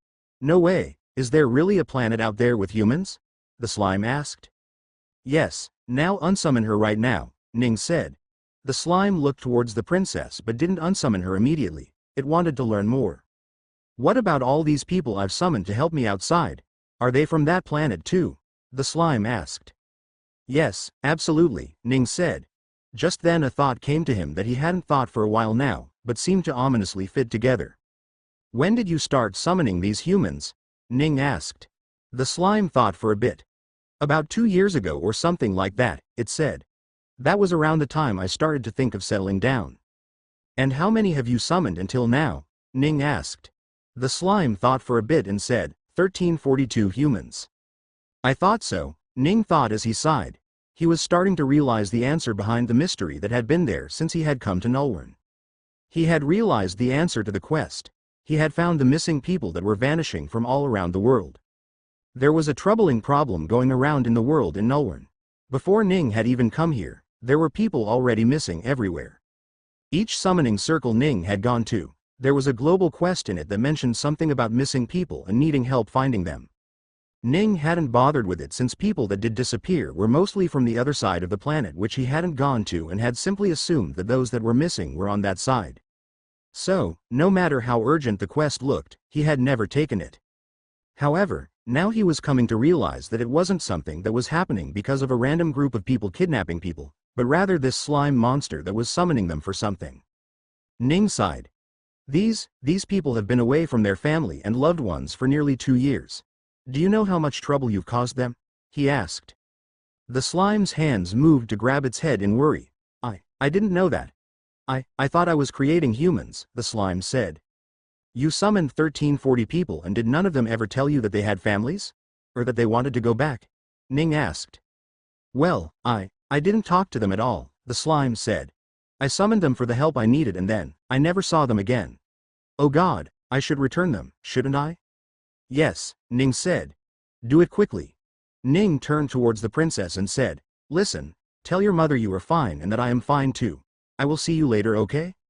No, I don't want to go. Slimy makes me so strong. I want to get stronger, the princess said. But your parents are worried. The entire country is worried because you are missing. Joanne is getting punished because you disappeared. Do you want that to keep happening? Ning asked. And no, the princess said softly, but I want to see Slimy. Ning sighed. Go home first. Slimy can call you again if he needs you, he said.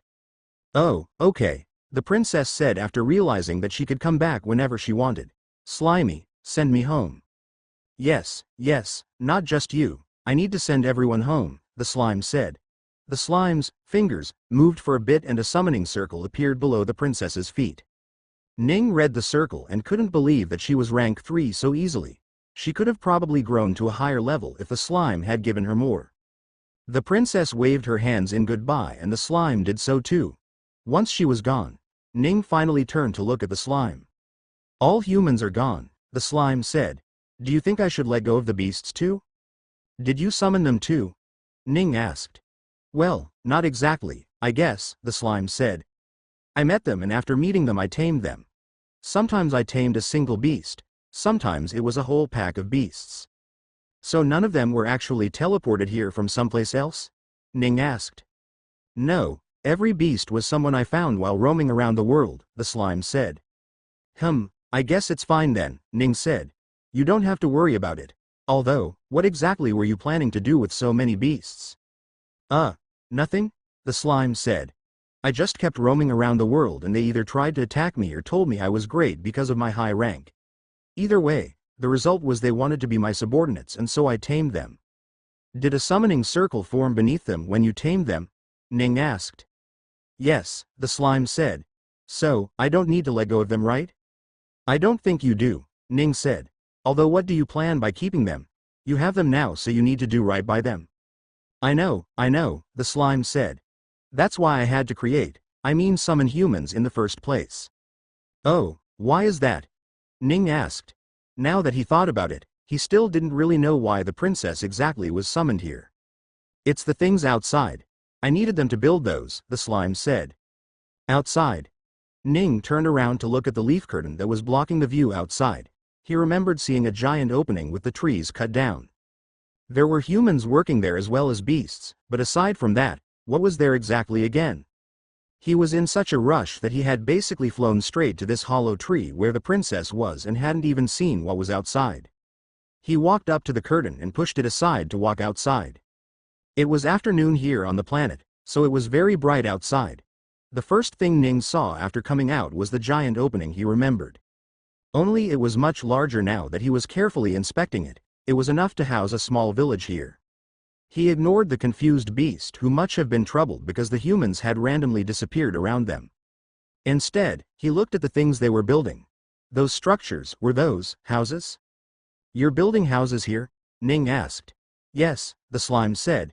At first I didn't care for the beasts that were under me as they were all able to protect themselves, but as the group got bigger and families joined in, I realized that I needed to take care of their shelter. I tried having them build it, but the beasts weren't, what's the word, sophisticated enough to build it, and I guess I didn't know how to build it exactly. So, I started summoning humans to design it and later more to help build all of these houses, the slime said. Ning nearly slapped his own face in frustration when he heard that. He remembered the multiple callings to help build houses back when he was in the arena. That was this slime as well. So, the one asking people to come help build houses, that was you too, huh? Ning asked. I can see you didn't have any bad intentions, so I'll let it slide. Oh, of course, the slime said. I'm not a bad slime. That you are not, Ning said and started walking. The slime walked behind him. Well, walk wasn't exactly correct. The slime waddled along the floor as its body continuously spun like a wheel to move forward. It was already surprising to Ning that it was even able to keep its face in the front even when it was constantly moving. Ning walked around, looking at the unfinished projects. The beasts and humans had been living together, building houses for nearly 2 years now from what the slime had told him. There were some houses that had already been built, but most of these places seemed new. Why are there so many new houses? Ning asked.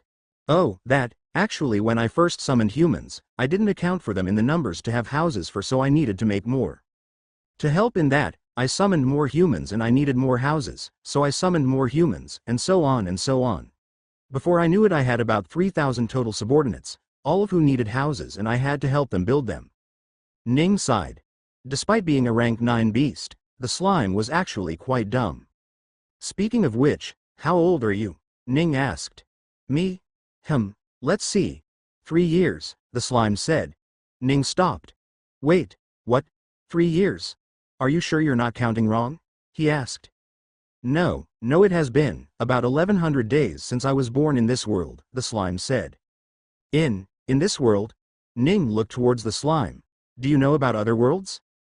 The slime realized it had said something that it shouldn't have said.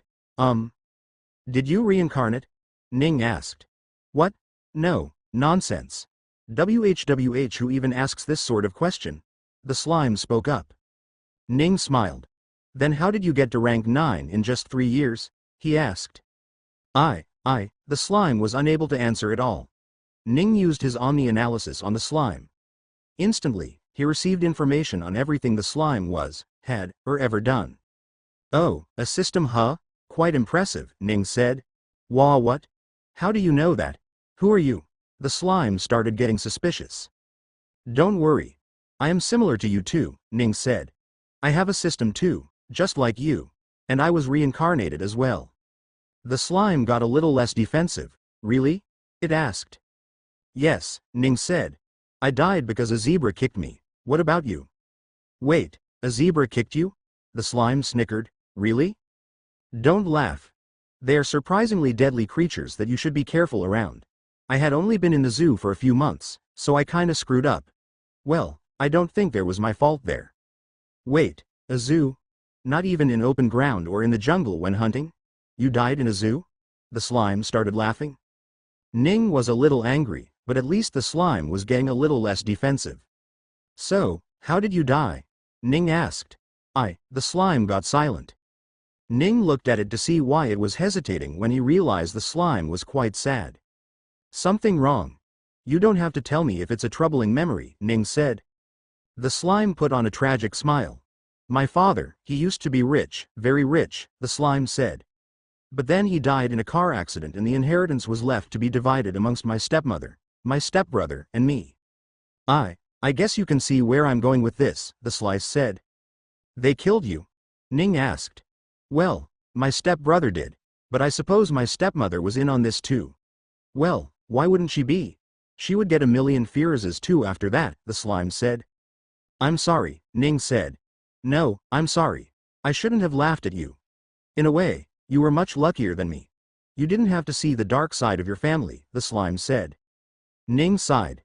He wouldn't have been able to even if he wanted to. Let's forget about this sad stuff. Now tell me, how many houses do you want exactly? I will help you make them, Ning said. Really? The slime asked. It looked around hurriedly, trying to figure out how many houses he needed.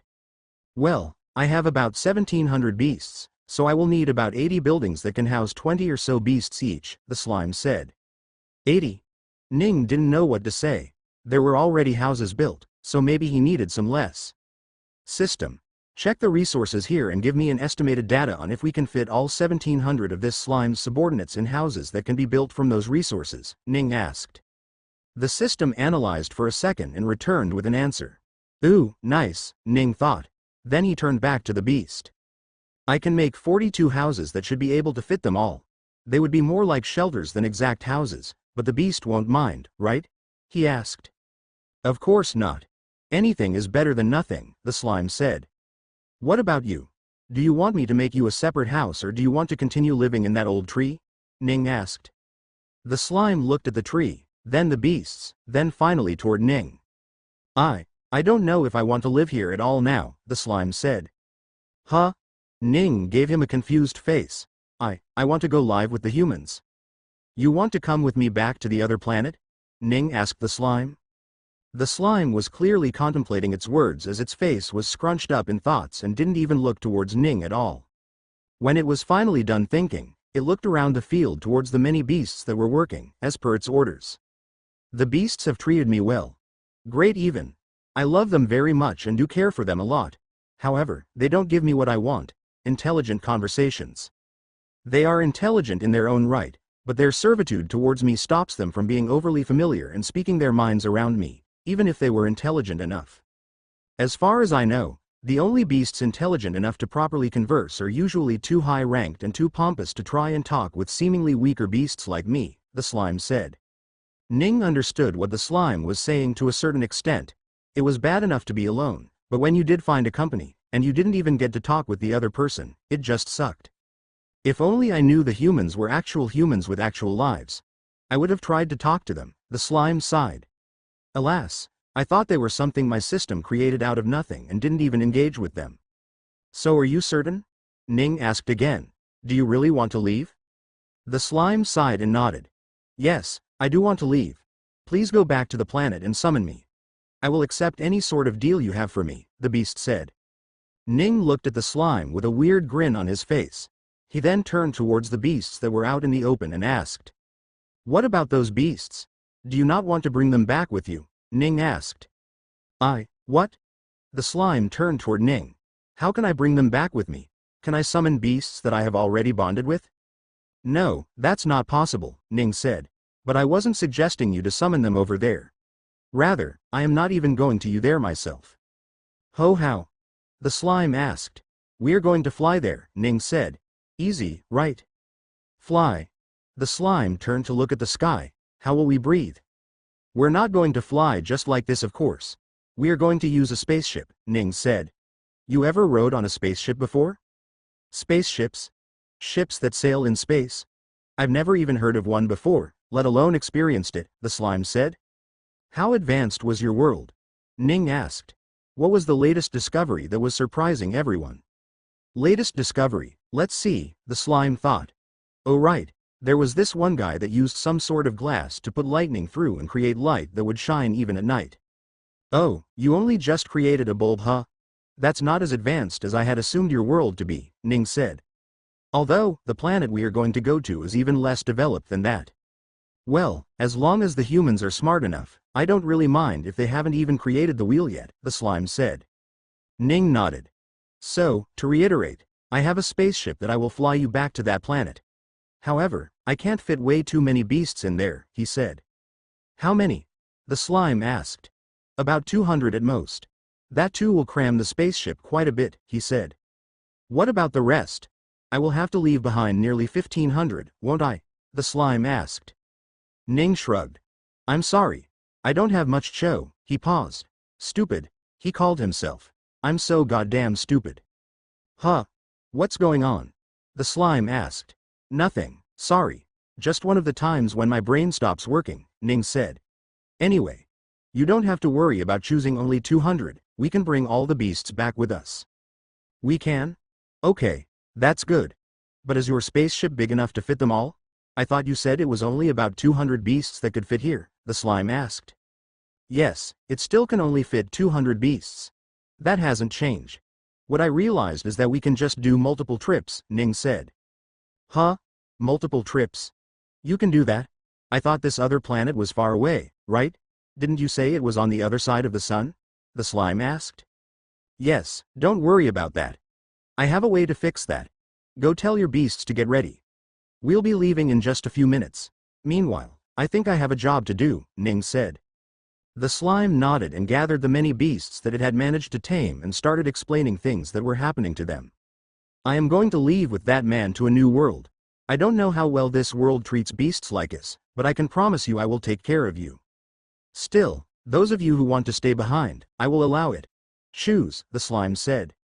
The many beasts turned to look at each other, and almost unanimously shouted that they wanted to join the slime on his adventure to a new world. While the slime was busy gathering his beasts, Ning was busy gathering all the wood that the beasts had cut up until now, including the half-built houses. Ning decided to let the houses that were already built continue to be. It took him about 15 minutes to roam the entire cleared forest, looking for logs and woods that he would have to use to build houses for these beasts later on the other planet. Once everything was ready, Ning arrived next to the slime and saw the first 200 beasts it had separated to take back. This is it? Ning asked while looking at the beasts. He realized that most of these beasts were weaker beasts and children of the beasts. A few of them were strong, but most of them were the bad batch of his group, clearly. I'm starting with the weaker ones. I don't know how long it will take, but I can't leave them here in case another beast comes in the meantime and attacks them, the slime said. Sabrin here will keep the rest of my people safe while I am away. Ning turned to look at the blue lizard the slime had pointed to and was a bit surprised to see that it was a rank 7 beast. There were actually 4 different rank 7 beasts, but the lizard was most likely the strongest one of them. All right, let's get them on board then, Ning said as he gestured to the open area, and suddenly a massive spaceship appeared out of nowhere. The smooth, silver ship with many metallic arms coming out from the lower section surprised the slime. That's a spaceship. The slime was in full on awe. It had probably never seen this much metal in one place. Not even in forgeries back in his home world. A door appeared at the bottom of the ship that opened up to form stairs that led to the ship. Ning stood by the door as the many beasts slowly approached under their master's command. Those that had legs or could fly easily climbed into the spaceship, while those that crawled or weren't big enough to climb were aided by Ning's telekinesis to get in. After all the 200 beasts had entered the ship, Ning started checking on them to make sure they weren't cramped or were going to places they weren't supposed to go to. Do not touch anything here, Ning told the beasts in a language that he didn't even know he was speaking. The beasts were surprised to hear him speak their language and acknowledged his suggestion. They would not touch anything unless they were told to. Ning went to the front of the ship and make sure everything was okay and that it wasn't too heavy to fly. The system stats didn't show any problem at all, so he turned to the slime and said, "It's ready to go. You can tell your beasts to wait for a while. It should be quick, but still," Ning said. The slime quickly got out of the spaceship and explained the situation to the beasts, who easily agreed to wait for the slime to come back. With all their 4 great generals still with them, the beasts weren't worried much. Besides, they knew how much their master cared for them. All right, get ready. I have never done this before, so it might end up being a bumpy ride, Ning said. What? You've never done this before? The slime suddenly turned toward Ning. Nah, Ning said with a smile. That's where the fun part comes from though. Dear God save me, the slime softly spoke to itself. Ning looked over the dashboard and started tapping on things to get the ship going. He hit a button and the thrusters on the 14 different arms simultaneously activated to slowly tilt the spaceship upwards. At the same time, an artificial gravity system was activated to keep the people inside from sliding down. The frozen hydrogen in the fuel chamber slowly started to thaw and turn back to gas, which the nuclear drive forced to go through nuclear fusion, creating a lot of heat and energy that was used to power the main thrusters at the back of the spaceship. Once enough energy was produced, the spaceship lifted off. Ning felt the inertia push him back as the ship lifted off even when artificial gravity was won. The 14 different arms also simultaneously turned on their thrusters and the spaceship was propelled into outer space with such speed that Ning was left stunned. In less than 5 seconds, they were out of the atmosphere, where the ship automatically stopped. Please plot a course. The ship's AI spoke in a language no one but Ning understood. The slime looked at the screen and saw unfamiliar words on there too. What's going on? The slime asked. Ning tapped a few buttons and suddenly the screen in front of the ship that was covered during the initial launch out of the planet opened up to give a view of nothing. The slime slowly flew out of its seat, surprising Ning a bit, and went to the front glass to look into nothingness. Of course, it felt like there was nothing there, but when the slime truly looked beyond, it could see everything. Look at those stars, they look so bright, it said with a certain tone of surprise and amusement. Want to see the planet? Ning asked. I can? The slime asked. Ning smiled and had the arms of the ship slowly turn the ship around, during which the slime also saw the sun. What the hell? Why is the sun so white? The slime asked in confusion. The sun is white, you just don't see it due to the atmosphere and stuff. I'll explain later, Ning said as the ship finally turned back towards the planet. The green and blue gem were finally visible to the slime as it looked at the behemoth of a celestial body. This planet had no moon, and fortunately not much cloud on this particular day, so the slime got a very clear view of everything. This is where I have been living for the last 3 years? The slime was in awe. It took at the whole thing, while only seeing half of it. Can we go to the back and see more? It asked. Later, Ning said. Don't you want to take these beasts to the other planet and come back for the rest? Oh, yeah. We should do that first, the slime said and reluctantly left the window to go back and buckle up. Ning turned the ship around and set up the course. Course plotted for planet Q4S3C23G3 to 17C. Strengthening outer hull. Initiating space drive. Space drive not available. Space jump not available.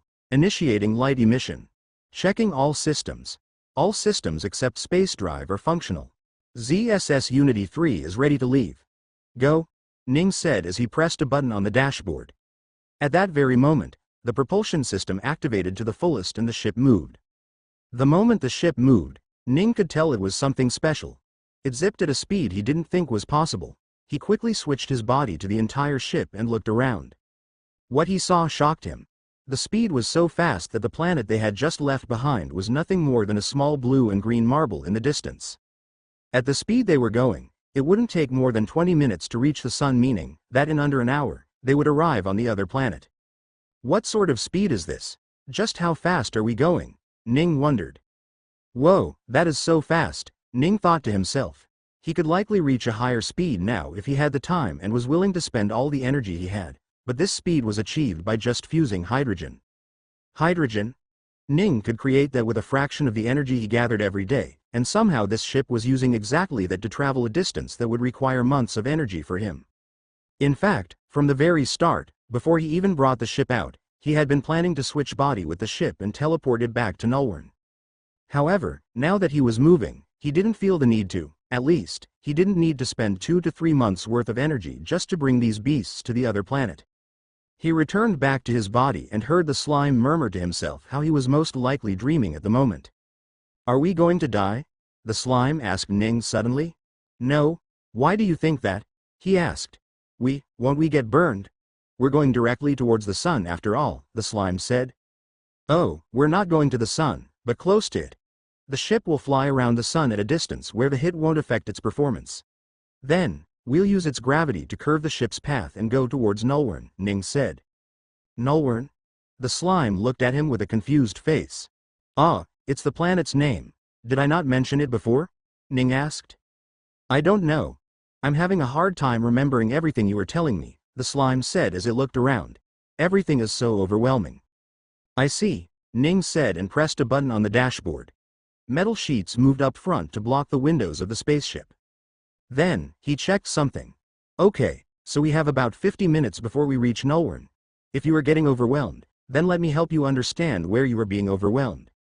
Although, I hope you will answer some questions of mine too that I'm curious about, Ning asked. What sort of questions? The slime asked. First of all, what was your planet called? Ning asked. The one you lived in before? Phelan, the slime answered without hesitation.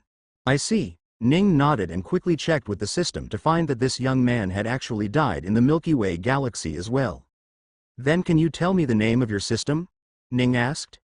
Sure, the slime said. It's called the Beast Taming System. As the planet got closer and closer, the blue marble became exceedingly vibrant. The slime was already floating close to the window as it looked out into space. What is that? It asked, pointing towards the planet with its translucent blue hands. That is a moon, Ning explained. Did your planet not have moons? No, the slime said. Ours did have a massive ring going around the planet though. I didn't see it in the last planet, and now this planet has rings. Are all planets like this? Sort of, Ning explained. Some have nothing. Some have satellites, some have rings. Some are even made up of entirely gas. There are probably way more that I don't even know about. As the planet got closer, the slime could see all the blue in it and was surprised at how much water was on this planet.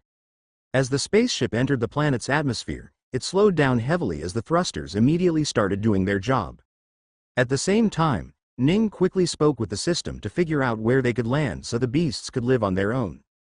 After a bit of discussion, Ning chose a place that was a bit further away from human civilization, but close enough that the slime could sail there on a ship if it ever wanted to. The location was a few hundred kilometers away from the Darius Kingdom to the southwest. Ning tapped a few things around the dashboard and the ship's AI spoke up. Activating camouflage. What did it say? The slime asked. I'm making the ship invisible, Ning said while focusing on the ship's dashboard. He had to tell the ship where it had to land. Once the information was given, the ship's AI would slowly hover the ship down to the island where the beasts would get off and they would return back to get more beasts. Ning sat back as the ship drifted through the clouds and the slime was with absolute disbelief. The first time around, the ship had left the atmosphere too quickly, so the slime had seen nothing. But now, as it slowly drifted down, when the clouds parted, the slime saw the most magnificent sight it had seen in all of its life. The massive planet with lands so tiny got bigger and bigger as the land itself covered the entire view. The island they were to land on was soon visible and Ning told the slime which it was. Surrounded by a few islands off to the side, the island they were going to land on was an island with a rainforest, elevated by a few mountains in it. Ning watched the ship scan the island to land, but there was no empty space for it. In an instant, Ning teleported down to the ground and asked the system to scan for life around. He used a special frequency of sound to scare away all beasts from the area. Then, he kicked the ground horizontally. The sweeping kick resulted in an air cutter forming from his feet that cut most of the trees from the very root. Once the trees started toppling, Ning used his telekinesis to push all the trees away, and suddenly, there was a place for the ship to land. The hangar doors opened and the beasts started pouring out one by one. The slime came out as it looked around the place with enthusiastic eyes. Then, it walked over to Ning and said, "Your system is quite good, huh?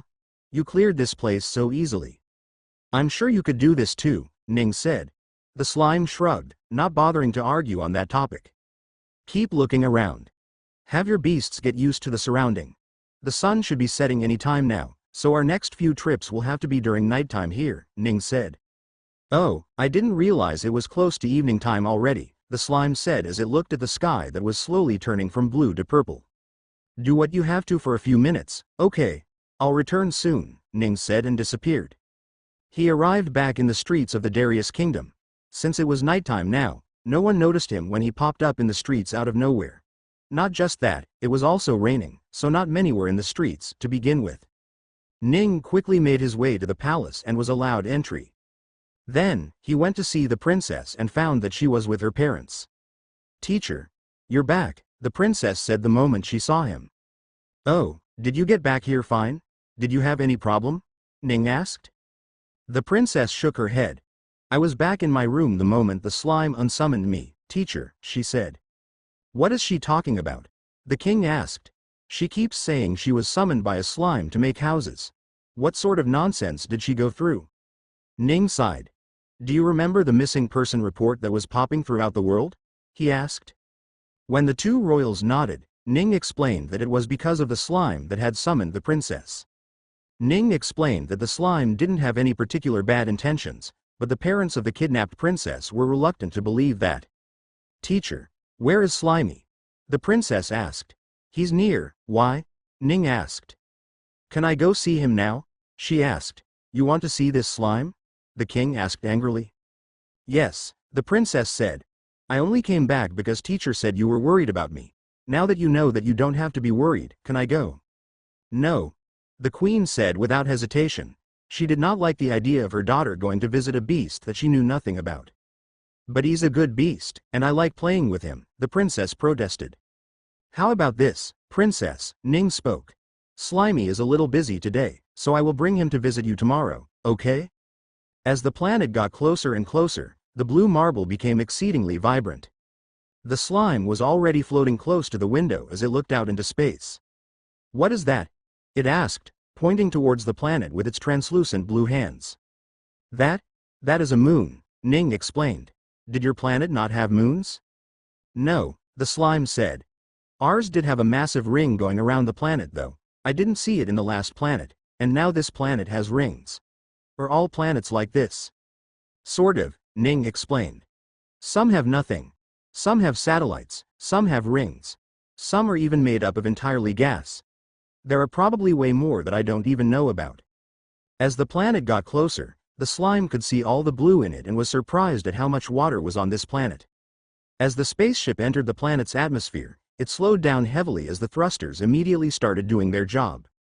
At the same time, Ning quickly spoke with the system to figure out where they could land so the beasts could live on their own.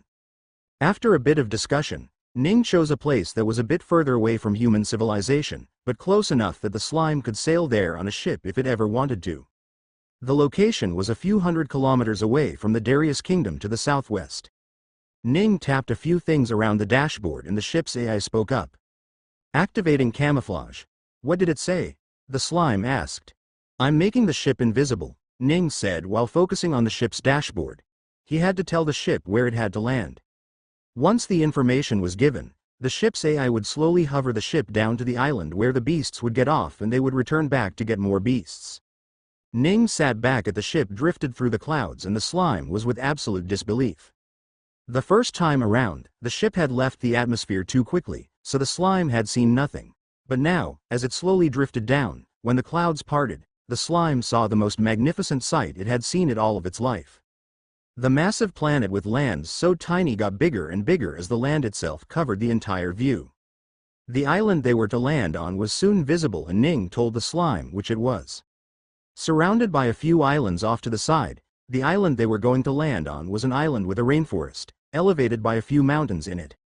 Ning watched the ship scan the island to land, but there was no empty space for it. In an instant, Ning teleported down to the ground and asked the system to scan for life around. He used a special frequency of sound to scare away all beasts from the area. Then, he kicked the ground horizontally. The sweeping kick resulted in an air cutter forming from his feet that cut most of the trees from the very root. Once the trees started toppling, Ning used his telekinesis to push all the trees away, and suddenly, there was a place for the ship to land. The hangar doors opened and the beasts started pouring out one by one.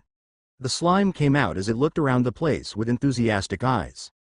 Then, it walked over to Ning and said, "Your system is quite good, huh? You cleared this place so easily."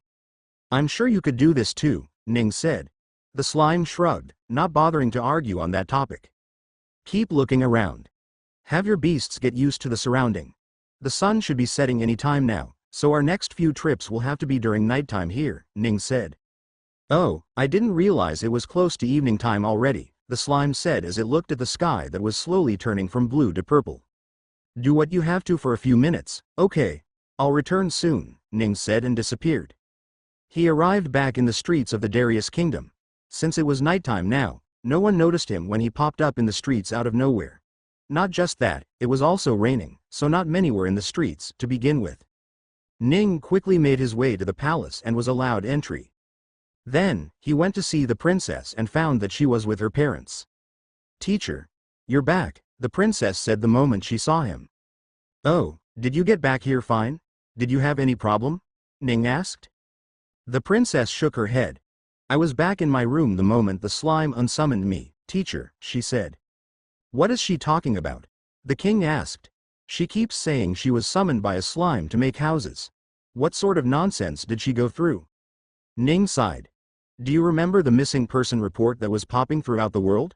He asked. When the two royals nodded, Ning explained that it was because of the slime that had summoned the princess. Ning explained that the slime didn't have any particular bad intentions, but the parents of the kidnapped princess were reluctant to believe that. Teacher, where is Slimy? The princess asked. He's near. Why? Ning asked. Can I go see him now? She asked. You want to see this slime? The king asked angrily. Yes, the princess said. I only came back because teacher said you were worried about me. Now that you know that you don't have to be worried, can I go? No. The queen said without hesitation. She did not like the idea of her daughter going to visit a beast that she knew nothing about. But he's a good beast, and I like playing with him, the princess protested. How about this, princess? Ning spoke. Slimy is a little busy today, so I will bring him to visit you tomorrow, okay? Once the princess finally agreed, Ning returned back to the slime and got back on the spaceship. He helped the beast settle down a bit and then soon boarded the spaceship with the slime to leave. With a few instructions to the ship's AI, they drifted off into space. The ship flew up at a speed that was blazing fast. The ship automatically passed by Senna and flew straight towards the sun again. With the sun's light directly on them, Ning closed off the front shields again. Then, all he could do was talk with the slime for the next 50 or so minutes of the journey. The slime was curious about Ning's system, so Ning explained it to him in the most basic way possible, while keeping away the ideas that would make the slime think it was overpowered. They talked about each other's past lives, which Ning had many to choose from as he had been to the various planets.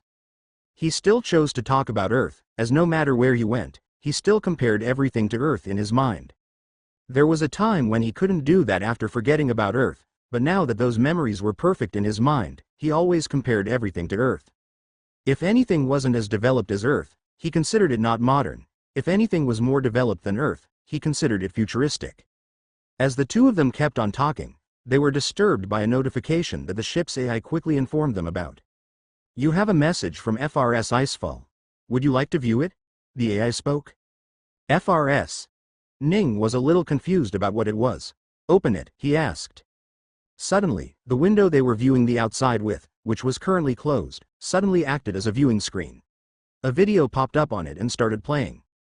This is Captain Jerbax of the FRS Icefall. We have received your message for assistance. We are plotting our course for planet Q4S3C23G3 to 17C. The video was from a ship's control room where the man who called himself Captain Jerbax sat in the center of the room. He wore a green and black shirt, with emblems on his clothes that Ning just couldn't quite make sense of. There were two people off to the side, working on a bunch of panels in the side.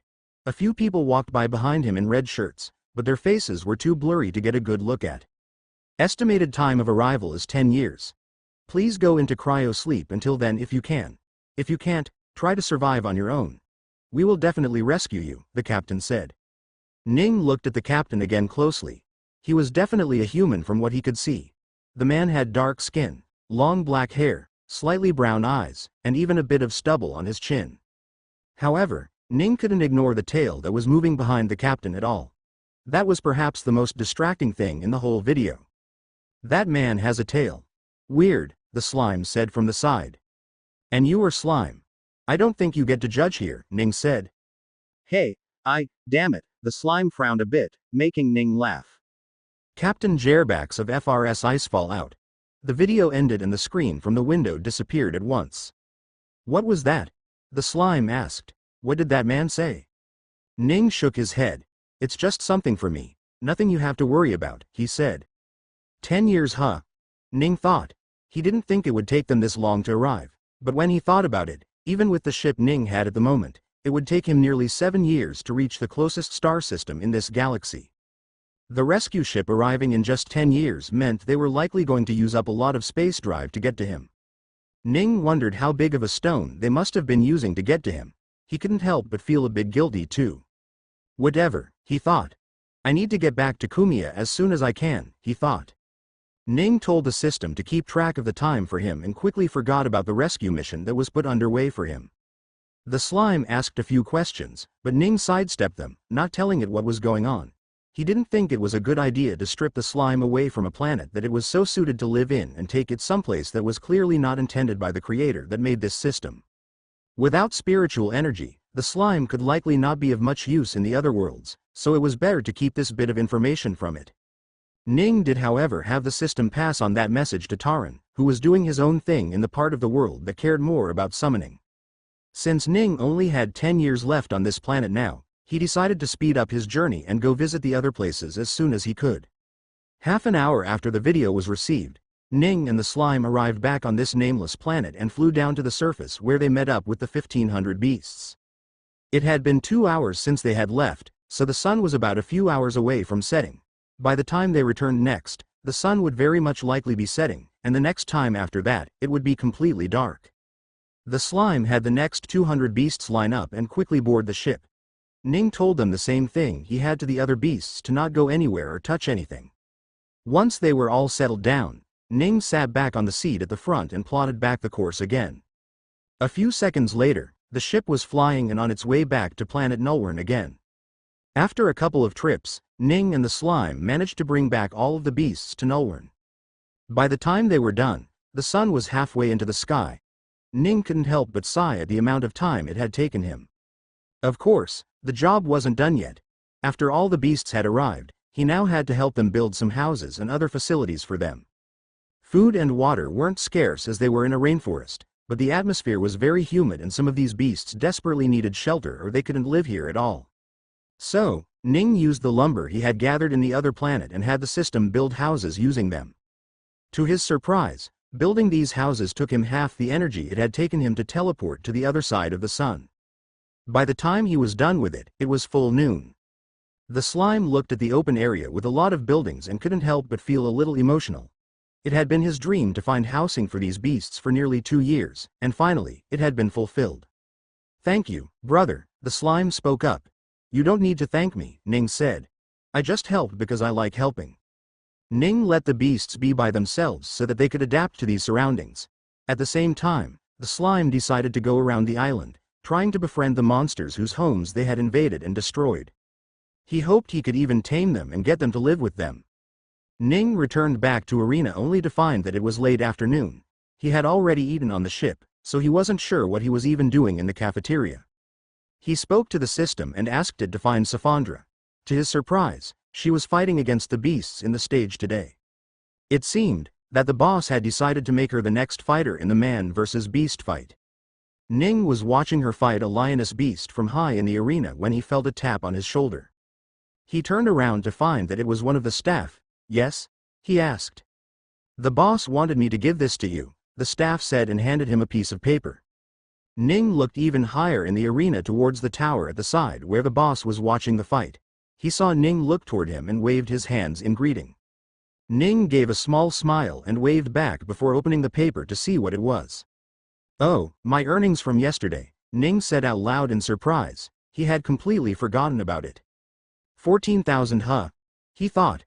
That was a lot, but not as much as he had expected at the same time.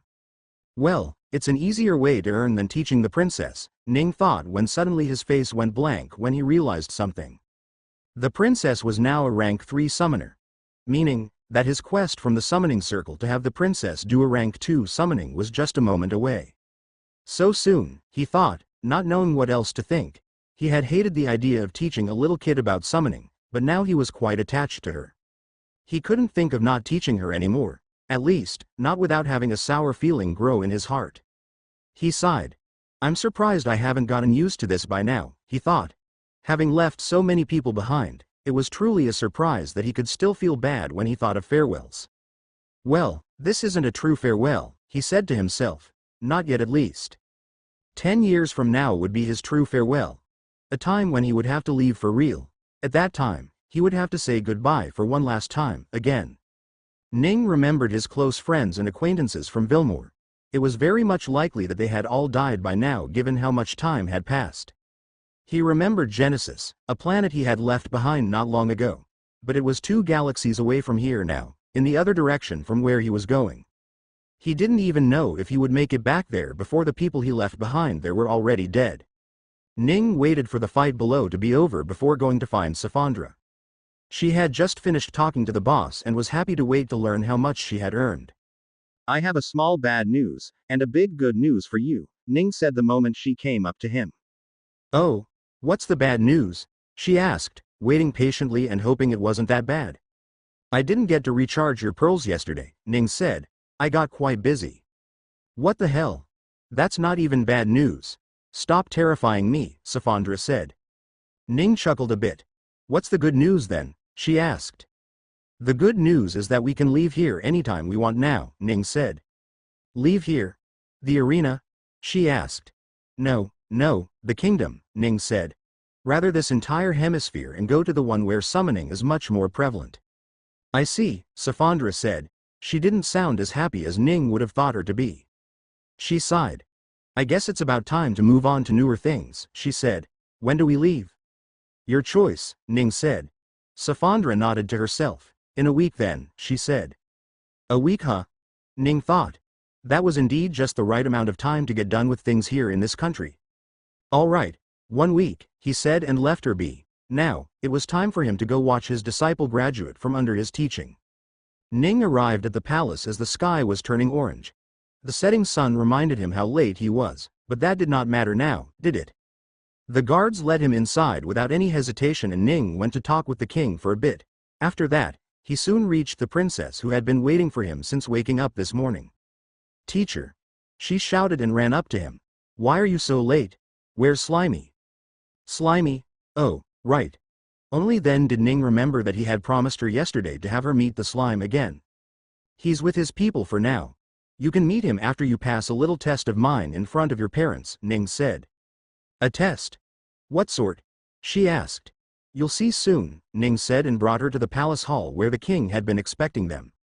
Come, let's see how our child is doing, the king said as the princess was made to walk in the middle of all the people.